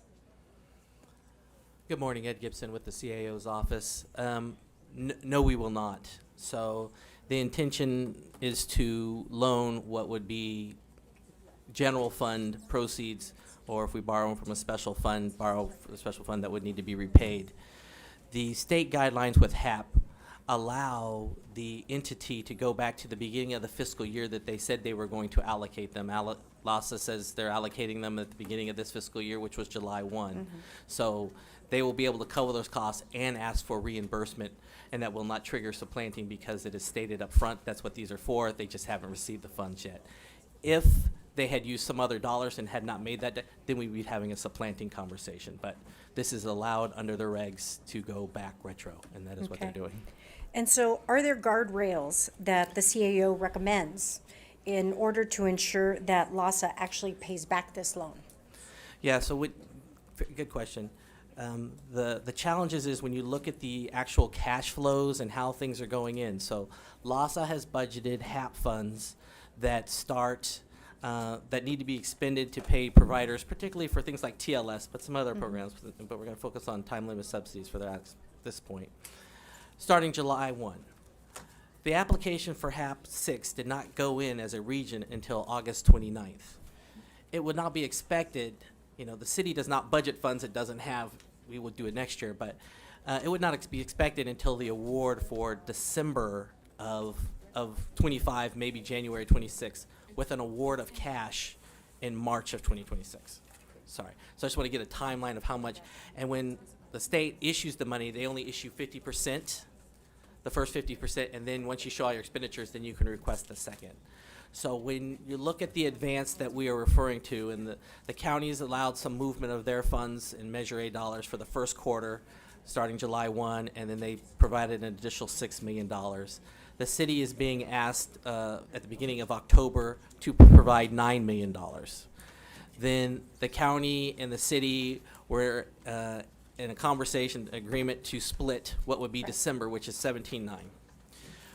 The goal was to make sure that we kept what those advances were below the 50% number of the HAP proceeds, so that there was remaining money there, making sure that we could get paid, so trying to contain that cost. On top of that, it is also a watchful eye to make sure that the expenditures that are out there have to have some resolution. To be very specific, if this is predominantly the last round of HAP, which we will call it HAP 6, city doesn't plan on spending theirs until next year when the money's all there. But at the end of this fiscal year, LASA will have committed all its money, and it needs to make sure everybody who's in that program is taken care of, which is another one of the complexity problems that we will be discussing continually throughout this into this fiscal year.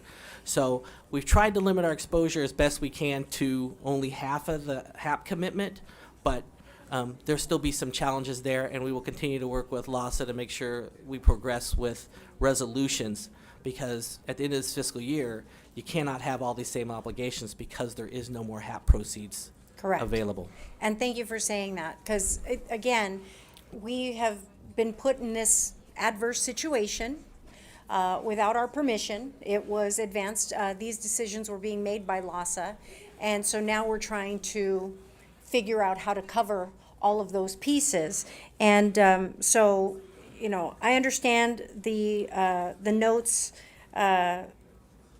they'll come back in 60 days. To identify the special fund that could be used to repay the housing department, and the HAP 6 funding will in turn cover the special fund, right? When those dollars are received, it is intended to go back and cover what is transferred by the special fund. Correct. Right. So there is an, apologies, there is an amending motion in front of you. So when the first original motion was introduced, it was back in June. And things change over the course of time, and then it went to committee, H&H committee, then H&H, and then eventually came out, it had another amendment, and then it went to budget and finance a while ago, and here it is. That's a lot of time that's passed, and then that motion had a comment that report back in 30 days. But the request originally was LASA needed the money the beginning of October. Oh, right. If that's approved, you cannot report back in 30 days. Right, And so, because it's already, yeah. it's being effectuated. So it Because of the was- timing. So we just tried to provide an amendment here, like, if this is the goal of what we need to do, here's a way we can try to get there, and we'll come back and address all the amendments and other things if this is what the council wants. And so what it does is, it says, we have the funds that were allocated in the general fund for LASA for the year in the budget. And so in order to make the October 1st payment, if we're going to agree, advance the fourth quarter dollars, not the third quarter because we're going to need those, but the fourth quarter dollars now, and they will cover that $9 million. And then we will come back with using a loan from the special fund to, one, repay that $9+ million, and the balance of whatever we're going to need to pay in December, which is at this moment projected between half of that 17.9, but a number that's noted. It's Got about- it. Well, and again, I understand that, the circumstances that are now before us, given that this has been delayed in having this conversation, but yet here we are with, yet again, a gun to our head to make a decision about this. I'd like to offer a friendly amendment requesting that the CAO explore guardrails that could be put in place in order to ensure repayment. Okay. And I want to say that, again, we're having a conversation around an agency that has continued to create more challenges for us than solve. And we already know some of the other issues that have been exposed with respect to TLS and the issues around LASA's commingling of funds that has caused us greater challenges. And so, I understand that this funding is supporting the service providers who work across all of our districts and the need for us to keep these services going. We know how important it is. However, we can't continue to operate this way, where we have these circumstances where we're having to go back and figure out how to place resources and move money around, especially at a time with incredible fiscal crisis. So it's unfortunate that we continue to be put as a body in this position, but it's a reminder of how incumbent it is upon us as a body to have a really hard conversation about how we go forward. We can't keep playing this game. And yet we continue to find ourselves in this circumstance where these same conversations we keep circling the drain on these conversations, and it's infuriating. So, as we look ahead to the loss of state funding, which we know is the reality, the loss of federal funding, which we know is a reality, we can't continue to enable this partnership with LASA that continues to put us in a reactive position and a scramble, both because of the lack of timeliness to address these concerns as they come before us. Again, as you mentioned, we asked for a 60-day report back, but here we are, we're too late. The gun is to our head. We have to do this because it's bills are due in October. So these are self-inflicted wounds that need to stop.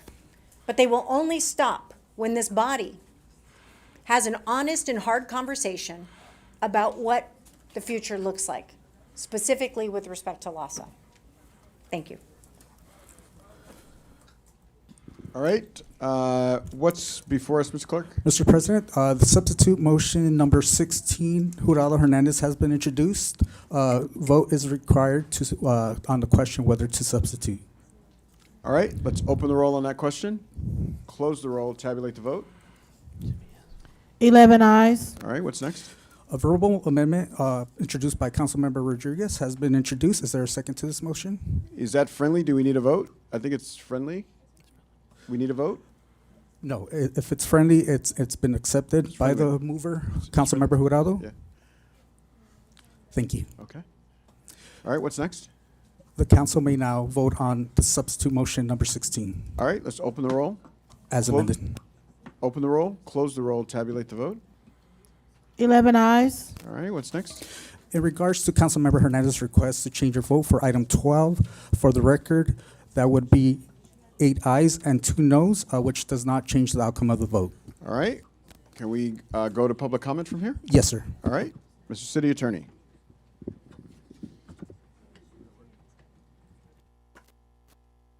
Yes, Mr. President. To people providing public comment, when it's your turn to speak, please state which of the agenda items you'd like to speak to. You'll have 1 minute per item, up to 3 minutes total for the items open for public comment. We will tell you when your time is up. When speaking on the agenda items, you must be on topic. Our goal is to get through as many speakers as we can. If you are not on topic, or if we cannot tell whether you're on topic, you will get one brief warning from me or the council president. At that point, you need to get immediately and clearly on topic. If you do not do so, or if you again stray off topic, you will forfeit the rest of your speaking time and we will move on to the next speaker. The items open for public comment on the agenda are items 18 through 20 and items 22. So again, the items open for public comment on the agenda are items numbers 18 through 20 and item 22. Item number 21 was continued to next Wednesday, October 1st, and is thus not open for public comment. Members of the public may also speak for up to 1 minute for general public comment. During general public comment, members of the public may speak to any of the items or anything else in the city's subject matter jurisdiction. I have a couple more announcements. If I could have, are the Spanish language interpreters here? Yes. Thank you. If I could have the interpreters make this first one allowed to the room. If you require a Spanish language interpreter, please make sure to pause every few sentences so the interpreters can interpret. Si requieren la interpretación de español a inglés, por favor, no se olviden de dar una pausa después de cada frase para permitir la interpretación. Don't worry, we will pause your time while the interpreters are interpreting, so you will get the same amount of time as everyone else. Thank you. No se preocupen, vamos a dar una pausa a su tiempo durante la presentación, así que va a recibir la misma cantidad de tiempo que los otros comentaristas. Gracias. One final announcement. In order to help us run an efficient public comment period, would ask that you please wait until you hear the name that you signed up under read aloud before lining up. So after you hear the name that you signed up under read aloud or called out aloud, you can line up in any order and we will proceed with public comment. Thank you. I will begin by calling the following names: Kathy Schreiner, President Van Nuys Neighborhood C, Kevin J. Davis, Manny P., Candido, and Giselle.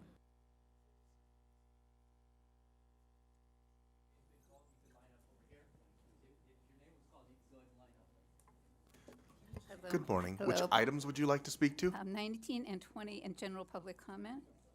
Okay, so you have 2 minutes for the items and 1 minute for general. And so for people who this is your first time or it's been a while, you'll see 2 minutes on the clock at first. That's for the items. And then you'll get an additional minute after that for general if you request general public comment. So go ahead. We'll start with 2 minutes for the items.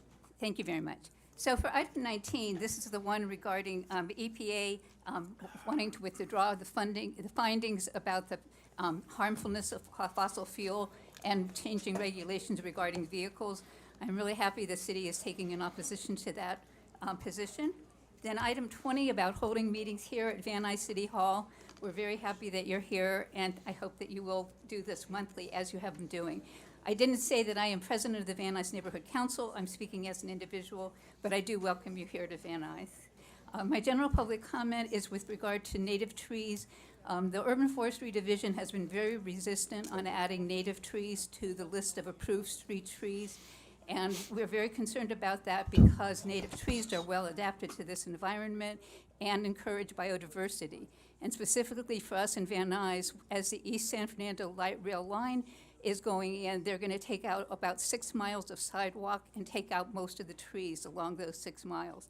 And we really want to see more native trees included in the palette that will be allowed to be used for that purpose. So I urge all the council members to help us in our campaign to get urban forestry to be open to including more native trees in the approved street tree list. Thank you very much. Before the next speaker begins, I would like to call up Dolores, Jennifer Clark, Jenny Colin, Sergeant Gunny Dan, and Pastor James Thomas. Good morning. Which items would you like to speak to? I'd like to speak on item 20 and general public comment. Okay, so you'll have 1 minute for the item and 1 minute for general. Go ahead. Speaking on this particular item, I was a little puzzled to see that the motion authorizing this meeting today is on this meeting's agenda. If you guys are going to continue to meet out here on Friday, I think that's great. As I urged you last month, we'd love to have you guys come out to Valley more. But I think instead of doing one every month, you should pass a motion to cover all the meetings through the end of the year and just get it over with, at least the end of the fiscal year. In terms of general public comment, I'd like to commend the discussions on water today, but I'd also like to point out, as a neighborhood council president from an area that is heavily equestrian, a lot of my equestrian members are using portable water to keep dust under control and to keep weeds down and other things. Water that could be used for general drinking. Yet DWP, their Purple Water program is very limited. It's open 2 days a week, and it's down in the zoo area. I know that Rec and Parks uses potable water, and I know sanitation's involved with the potable water program. I'd like to urge the council to urge DWP and these departments that use the potable water to consider expanding the program. In my area, for example, opening a station up at Hanson Dam so they can get their water without having to drive all the way to the zoo to get their water. And I encourage especially those board members who have equestrians in their areas. Thank you. Next speaker. Thank you, Mr. President. Good morning. Council Which members. items would you like to speak to? Item 20 and public comment, please. Okay, so you have 1 minute for each. Go ahead and begin with item 20. Well, first of all, I want to tell Smoking Scan, kiss my butt if you think I'm kissing Miss So this Padilla. is And I'm not related this to item has to 20. do with 20, sir, which has to do with this meeting being here. And every time on Smoking Scan, if you in any way compliment something good that comes out of this council, they want to call you whatever names. So I have a right to call back because it is part of what's happening in this city. And we were promised so many times that these meetings would take place here, and we went for years without it. So, Mr. City Attorney, I'd appreciate it, okay? I've been here 36 years. You've been here, what, 2 years? 36 years. I've seen the best and I've seen the worst. So I'm not being disrespectful, sir, but when Miss Padilla does something like this and you folks agree to meet here, we appreciate it. We appreciate it. We don't have to talk about secession. We don't have to talk about why doesn't the city General public comment. not like us. All right, let's move on. I've got some pictures here. I want to send some more work towards my Porter Ranch, old Porter Ranch. Look at that. Says no parking, 6 p.m. to 6 a.m. Yet the old council and you folks continue this. Now, why does Mr. John Lee's area get to have those signs enforced? I mean, you spit and somebody arrests you. But yet old Van Nuys, look at what's happening there. You know what I was told by one of the people from one of the fire areas? They said, Candido, is that old Van Nuys, old Porter Ranch? I said, yeah. Said, you know, if all those homes burnt down, all those old homes, you know what developers could do there? There's no more land up there. There's no more land. Now, let me just do this quickly. What do you think is going to start the fires? Fireworks, which was just last week, cigarettes, or do you think marijuana? I mean, come on up, get loaded. Why are you ignoring Speaker, your this area? time has expired. You Next speaker. Mr. Candido, you can provide whatever you need to submit to the sergeants, but we need you to vacate the podium so we can move on to the next speaker.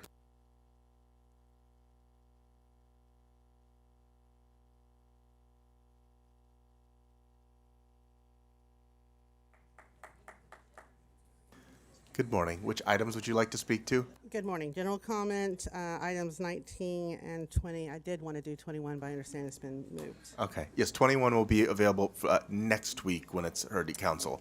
So you have 2 minutes for the items and 1 minute for general. Please begin with the items. Go ahead. Sure. Oh, the items. My name is Jennifer Clark. I am the Vice President of North Hollywood Northeast Neighborhood Council in Council District 2 and Council District 6.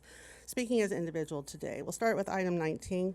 I understand that Rules, Elections, and Intergovernmental Relations Committee waived the consideration for this item. However, I believe that that was not the best decision. There are several layers of this issues related to the EPA's proposed reconsideration of the 2009 endangerment findings and actions based on it.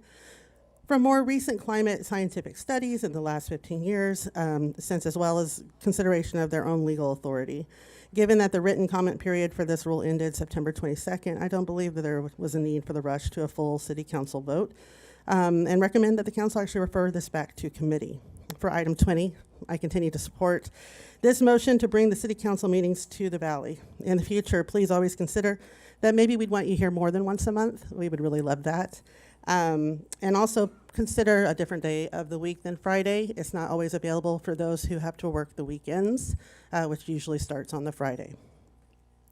So thank you for making this happen each time. We do appreciate it. And then on to general comment.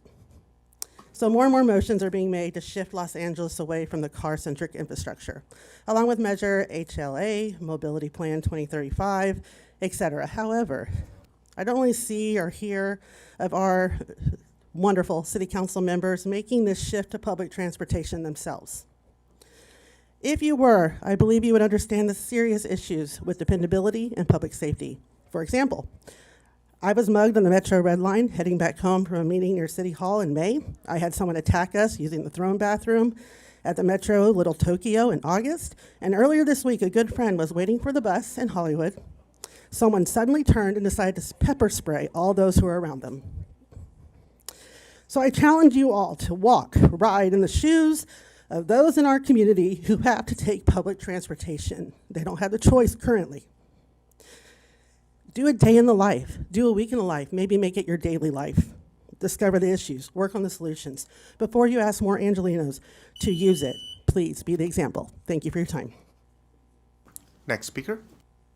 Before the next speaker begins, I would like to call up the following names: Keenan Law Torrance, Lionel Ice, and Jesse Jett. Good morning. Which items would you like to speak to? Well, I wanted to speak on item 21, but since that's been taken off, I will speak on something else. My name is Pastor James Thomas. So you have 1 minute for general. Go ahead. You took my minute. Can I get my minute back? Yes? No? We restarted it. Go ahead. Okay. I'm on the Charter Reform Commission. And because I'm on the Charter Reform Commission, I have been told by past commissioners that we are basically rubber stamps, that we're working hard and we're trying to get things done, but you all already have your plan in place. And so I've come to ask you, is that true? And I'll be sending an email to each of you because I don't have time to waste. This city really, really has needs. And so if you all already have a plan in place, we need to know. And also we need to know that if your plan how it impacts black folks. The other thing that I'd like to say is that every time we come here, we are limited to a certain number of minutes, and it seems as if no one is listening to us. And so what I'm asking is that each of you would come to one of the commission meetings, one of the commission meetings. I've seen a couple of you, but if this is important to you, Speaker, Commissioner Thomas, I know. we have to give everyone the same amount of time. I know, but I may as well do what I always do. But I have to advise you, please do not. We have to give everyone the same amount of time. Yes, All right, so good next Reverend. speaker. I haven't thrown you out of a meeting in like a year, so you're disrupting the meeting. It's your first warning. Okay. All right. Next speaker. Before the next speaker begins, I would like to call up the following names: Ohio, Harriet Elliott, Caroline Fu, Veronica, and Bobby. Good morning. Which items would you like to speak to? Good morning. General public comment, please. Okay, so you have 1 minute. Go ahead. My name is Jenny Colon, and I am a member of ACE, and I also live in Imelda Padilla's district, and I'm here to urge the council to pass LARSO and to pass the 3% cap. If you look at the attendees today, there are no Latinos. They're all working their butts off at work. And we cannot afford another wave of rental increases. We're already receiving notices. We have met with several of your offices, have held town halls in your districts, and yet we still have opposition. But the people of LA have survived devastating fires, continuing ICE raids, and we need relief. The Economic Roundtable has already shown that renters are disproportionately effective, and we need you to stand with the residents of Los Angeles to cap the rent at 3%. Please cap the rent at 3%. Thank you. Okay, and as we wait for the next speaker to come up, just as an announcement to everyone here, I know that we are not in Van Nuys all the time, but the next speaker may say some very offensive things. Obviously, we hope that he doesn't. To the extent that it does offend you, and it might, we appreciate your patience. If you'd like, you're more than welcome to take a quick walk outside and come back afterwards. You're also more than welcome to listen if you prefer to do so. But again, we appreciate your patience. Mr. Herman, you have 3 minutes for the items and 1 minute for general public comment. Go ahead. Really? Prior restraint is a violation of my First Amendment, first of all. And you're triggering events that are going to cost you some liability, sir. So Stop this is it. not on the agenda. So Yeah, this is I'm your only talking about warning. item Hold on, number pause his 18. time. Hold on. Your time is paused. So this is not on the agenda. You're welcome to speak to it during general public comment if you'd like. But for the next 2 minutes and 41 seconds, please stick to the agenda items. Go ahead. Item 18. By the way, Smoke and Scanning, Katie, hello. I'm back.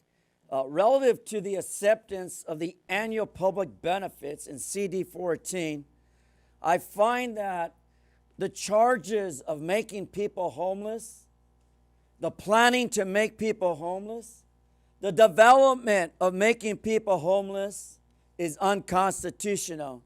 And that's the reason why you refuse to allow me to speak on item 21 today regarding the LA Alliance.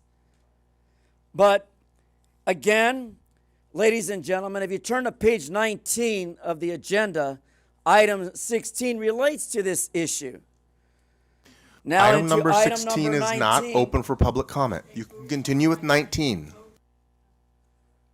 That's what I'm talking about. You continue to interrupt the public speakers. Stop interfering with my free speech. Stop intimidating me on my free speech. You have been warned multiple times. This is your final warning. Stick to the items. I'm going to move you to general public comment. Yeah, so here we go. Once again, item number 19, Bloom Juju Field, the United States Environmental Protection Agency have discriminated against you, the public, on infringement of endangerment regarding greenhouse gases. Why is that? Well, let me cite for the record Brandenburg versus Ohio, US 395 444 1969 for the record. I'm not going to use my free speech in saying what it says. So I'm going to move you to general public comment. I'm not finished, sir. You have 1 minute for general public comment. You were warned All right, multiple asshole. times, so you have 1 minute All for right, general. asshole. Go I'm ahead. going into my non-agenda public comment, asshole. You fucking criminal. You fucking asshole from Korea. Go back with their illegal immigration shit. This is not Go in the back. jurisdiction of the Los Angeles City Council. The agenda. It has to do a lot with it. You're in general public comment. Non-agenda public comment. Foo, Sambo, I know where I'm at. So Keenan, in the case of Keenan, Keenan, in the case file number 265911130-14, fuck Whittier and fuck your beliefs. The First Amendment is about free speech, not censorship, monitoring speech, or having some asshole insult me back there, Mr. Grote. You hear that, jackass? You hear that, jackass? Come on. Dumb nigga, for the record. You're done. Goodbye.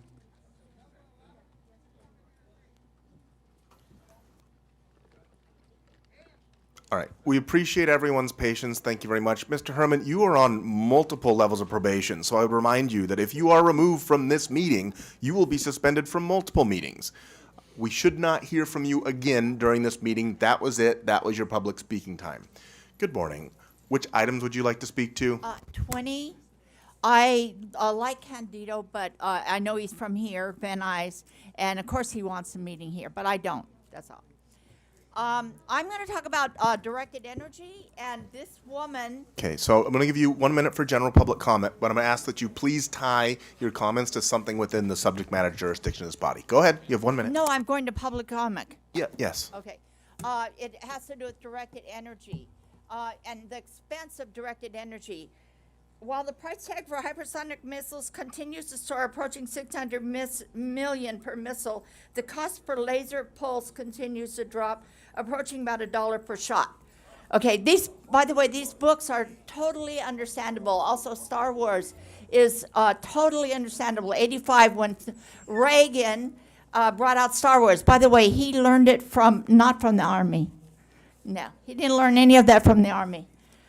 The newest huge book called Transhuman Genocide is written by someone more conservative than Herman Herman, more conservative than Trump. If you go to Wikipedia, you'll see he's more conservative than Trump. His name is Ron Johnson, okay? He wrote a good book, and it says the entire world is going to be raped. Do I have another minute? So that was your 1 minute for general public comment. We do need to move on to the next speakers. Before the next speaker begins, I would like to call up Yasmin Watkins, Maria Briones, Mary F., James Thomas, Boxer, and good morning. Good morning. Which items would you like to speak to? Good morning. I have general comments. Okay, so you have 1 minute. My name is Carolyn Fouts. I live in Woodland Hills. I'm in Council Blumenfeld's district, and I'm coming here today because there's Bothing Treeland Nursery, which is just almost abuts my property, has been sold and is going to become a cemetery. Not too bad, except for the fact that I understand that there are some terrible problems with that land. Toxic chemicals, we understand there are some forever chemicals on that land. What we're looking for is an environmental impact report before there's any construction moving forward there. There's also a water table issue with that land. It seems like if you're going to bury people in the ground, you need to know that it's not going to flood and have mudslides, which it has a history of doing. It reminds me of New Orleans, where they have to build the graves on top. Please, environmental impact report. Thank you.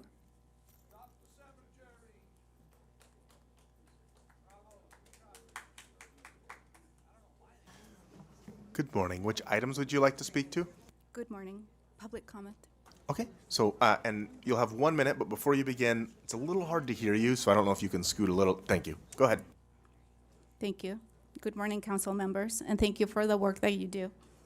I have prepared remarks since I have 1 minute. Today, I'm here to speak about the upcoming cemetery proposal in Valley Circle and Woodland Hills for the former Bothing Nursery site. I urge you, do not rubber stamp without an independent, comprehensive environmental testing. I come not in opposition to the development, but in defense of public health, due diligence, and our community's long-term safety. The land on Valley Circle was used as a nursery for over 30 years, involving chemicals like DDT and other forever chemicals, substances known to persist in soil and water for decades. These toxins don't disappear, they move into the air when disturbed. They can cause thyroid disease, immune disorders, liver damage, cancers, and even developmental issues in children. These are documented concerns recognized globally. I urge you to please do not approve when it does come to your desk. Thank you. Before the next speaker begins, I would like to call Michael Williams and Helena Jimenez, Thunderbird, Nora Jimenez, and Richard Serrano.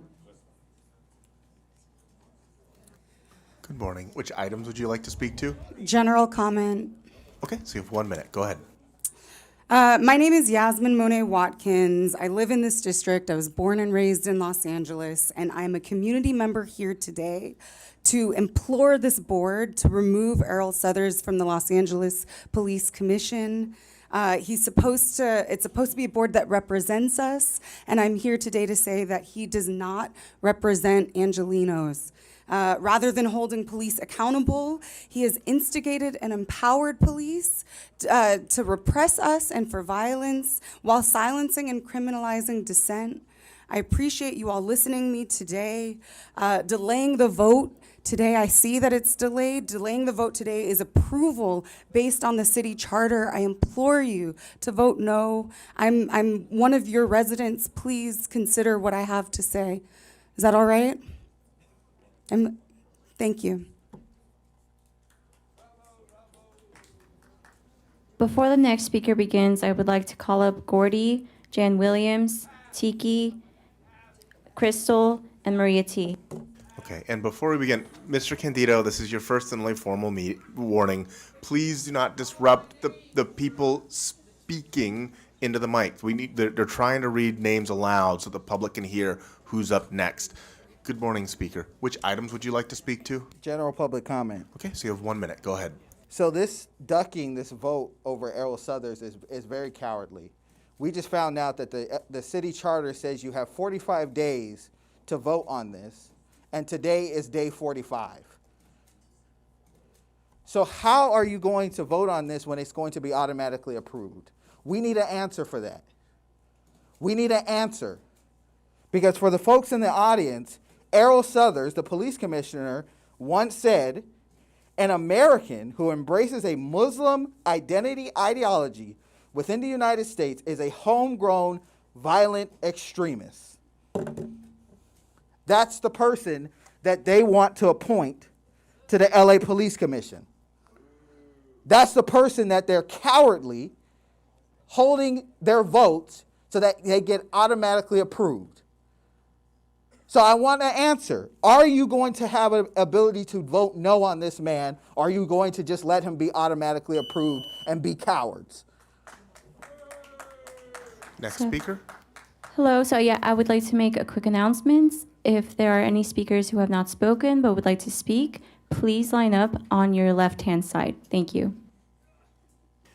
Good morning. Which items would you like to speak to? General public comment. Okay, so you have 1 minute. Go ahead. My name's Bruce Shackney, and I'd also like to speak about the proposed cemetery. The proposed cemetery is about several hundred feet from the house that I moved into 54 years ago. I grew up in. I went to school in the neighborhood.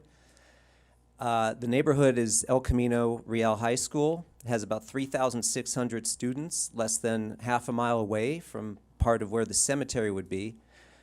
It's on Valley Circle Boulevard, which is an extremely congested street as it is.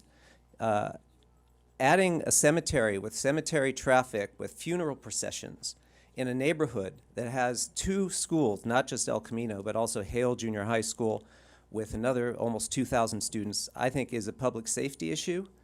It's going to create a lot of potential accidents, risks to the children, the school children in the neighborhood, including my 11-year-old daughter. And just like there needs to be an environmental review, I really think there needs to be some kind of traffic review and an analysis of the impact. Thank you very much.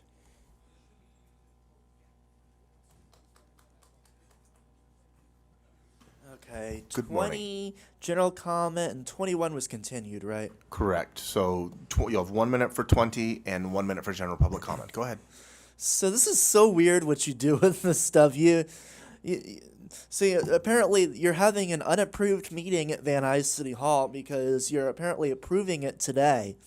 So it sounds like you haven't actually approved having this meeting here. So is this meeting even legitimate since you apparently never actually voted to have the meeting here? Why can't you do that in advance? Like, you're just actively trying to get lawsuits or weird legal issues here. Like, why couldn't you vote on this beforehand? Like, you should have a schedule, but nah, just, but just put it today, just after you're already having the meeting. Okay, general public comment. So, what you're trying to do here with this Errol Southers nomination is either an act of incompetence or an act of severe malice, and trying to avoid having to have all of you on the record as to whether you support Errol Southers or not. Because it seems like, according to the city charter, if you don't vote on it today, it's going to just be automatically confirmed. And he's going to be automatically reconfirmed. Why aren't any progressives, Hugo, you voted against him at committee. Why aren't you objecting to this and saying, no, we are going to vote no on him today? We don't want you to continue it. We want you to vote today and to vote no. No on Southers, instead of ducking this vote to basically avoid having a few of the vulnerable council members who are going to lose their re-election because they're terrible council members, having them on the record supporting this Islamophobe weirdo. Vote no on Errol Southers.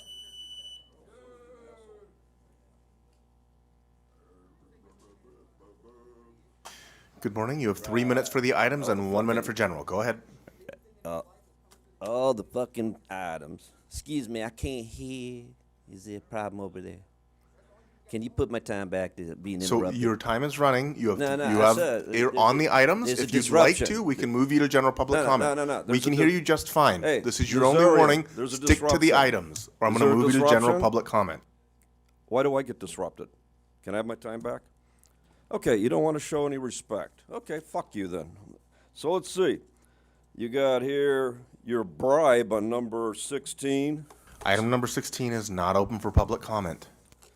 Jeez, what the fuck is, man? It's like, you guys have a motion to do this meeting here. You didn't vote on it. It's illegal. You're violating the Brown Act. Isabel is a lawyer. Tell me, lawyer, you have to pass the motion before the meeting to move the meeting. You can't move the meeting and vote after the meeting to pass the move of the meeting. Violates the Brown Act. So every vote you're taking today is illegal, including Southern's continuation. So you have to think about that. Like Monique Cow don't want to get sued no more. So I would table all these items and not do them, or you're going to get. In fact, you already got an intent to sue letter emailed to your city attorney. Check your email box. So let's see here. The roadmap. A roadmap to what? Yesterday at 12 noon, behind everybody's back, you go into closed session. Who the fuck knew about that meeting? That was downtown. But it's okay, I talked to somebody, a snitch, and they told me what you did. Did you know, Moni Cow, against your wishes, that they're going to use RV parking as beds in the Alliance settlement? That's part of the roadmap. So now you're going to get hundreds of RVs, and they're going to put them in CD7 so they can count them as beds. That's what they're going to do to you. That's what Unisys is going to do to you. That's what that 12-time indicted felon is going to do to you. So when you start finally fighting back, and you're not fighting back, you're like a mima fucking bird. You need to fight fucking back legislatively by Mr. holding Spiller, their you're gonna budget address up. the council.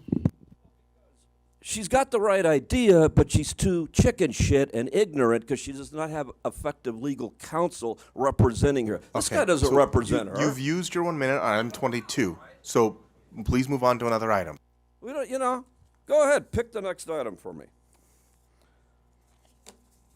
Just pick me a fucking item to talk The on. next item will be general public comment. Just pick an, just tell me what number it is. It doesn't mean a fucking thing, what I say. Does it? But the FBI does. They're ramping that investigation up on those homeless funds, man. Imelda closed the Circle on Van Nuys Boulevard. That fucking office is vacant. So she's not here today. And the reason why is because I contacted Marchese's office about what she's doing. She's being naughty. Naughty. And now she's not here because she knows if she comes here, she might have got served with some papers today. So she's chickened out. Another little chicken. Buck, buck, buck, buck. Like Bob. Bob just don't even fucking pay attention to meetings over there talking to somebody. So remember, everybody, He's got 12 felony charges there, Grady, okay? He's going to start talking, or he's going to spend the rest of his remaining years in prison, and that motherfucker ain't going to do that. So you niggas have a good weekend.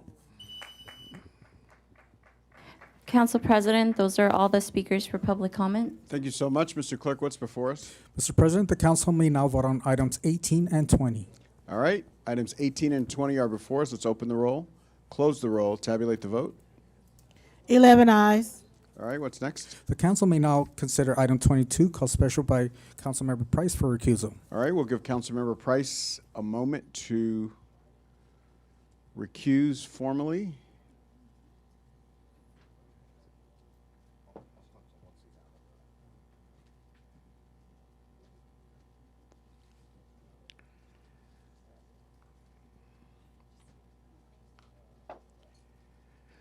All right, Mr. Price is recused. Let's open the roll on 22, close the roll, tabulate the vote. 10 ayes. Mr. Nazarian? Mr. Nazarian? I'll request the time to speak to move the E&E items forthwith after we voted. Thank you. All right, those items will go forthwith without objection. Sir, what items would those be? 3, 4, 5, and 6. Thank you. All right, Thank you. and Mr. Price, we can welcome Mr. Price back into the meeting, and then what's next? The council may now consider item 19, called special by Councilmember Yaroslavsky for comments. Councilmember Yaroslavsky. Thank you, Council President. Colleagues, today we're voting on a resolution opposing the EPA's proposal to rescind the 2009 greenhouse gas endangerment finding. This finding allows the federal government to regulate greenhouse gases under the Clean Air Act. It recognized that climate pollution, such as carbon dioxide and methane, poses a direct danger to public health and welfare, separate from the traditional air pollutants the Clean Air Act originally targeted. Without it, the framework for reducing greenhouse gas emissions from vehicles and other sources collapses. Eliminating this finding does not make it any less true. The impacts of greenhouse gas emissions appear in higher temperatures and in the real costs our communities face. Extreme heat drives more heat-related illness, especially among children, seniors, and outdoor workers. Wildfires made worse by climate change destroy homes, damage infrastructure, and force evacuations. These events create economic shocks for households, businesses, and local governments. In LA, we've seen these costs up close. The Palisades fire caused more than $350 million in direct damage to public infrastructure. Total economic and insurance losses reached an estimated $25 billion. Extreme heat already costs our region almost $5 billion each year in lost worker productivity, and that number will more than double by mid-century. The Trump administration's proposal will strip away the legal foundation that lets us respond to this crisis. It will eliminate greenhouse gas emission standards for new vehicles and remove one of the most important tools we have to reduce the pollution that fuels these dangerous and costly impacts.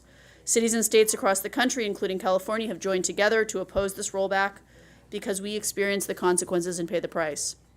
By supporting this resolution, we send a clear message. Los Angeles will stand with science and public health and defend the tools we need to protect our residents from the rising costs of climate change. I urge and I vote. Thank you. Thank you so much, Councilmember Yaroslavsky. Let's open the roll on this item, close the roll, tabulate the vote. 11 ayes. All right, what's next? Mr. President, council has motions for posting and referral. They are posted and referred. Announcements, members. Councilmember Price. President, colleagues, I want to take a quick moment to invite you all to something special happening tomorrow in CD9. For the first time, the annual St. Jude Walk is coming to Expo Park in honor of Childhood Cancer Awareness Month. By taking part, you'll be helping to raise funds for St. Jude's Children's Research Hospital, an organization that makes sure families never receive a bill for treatment, travel, housing, or food. The event kicks off at 7:30 a.m. and is open to everyone. We'd really love to see as many of you there as possible. Along with the walk, there's going to be special guest appearances, mariachi, folklorical dancers, face painters, games for the kids, fun for all. If you'd like to join, just head to stjude.org/walksocal for details and registration. Look forward to seeing you there. Expo Park in the morning, 7:30. Thank you. Thank you so much, Mr. Price. Any other announcements? All right, I have an announcement. Colleagues, on this coming Sunday, I'll ask folks, the public is invited to join council members Hutt, Price, and myself for the Caribbean Heritage Festival, which will be at the Baldwin Hills Crenshaw Plaza on King Boulevard in the upper parking deck. This is our annual celebration of the Caribbean diaspora that's located here in Los Angeles, from Central America, South America, the former Caribbean and Gulf of Mexico. Always a breathtaking event with lots of dancing and costumes, as close as we get to Carnival here in the city of Los Angeles. So that'll be Sunday starting at noon, going all the way till 7 in the evening. We hope to see as many of you there as can make it. With that, Councilmember Jurado? Thank you, Council President. I just wanted to give a shout out today for the U.S. Bank Tower stair climb, which is happening right now today, from 10:30 a.m. all the way to 8:30 p.m.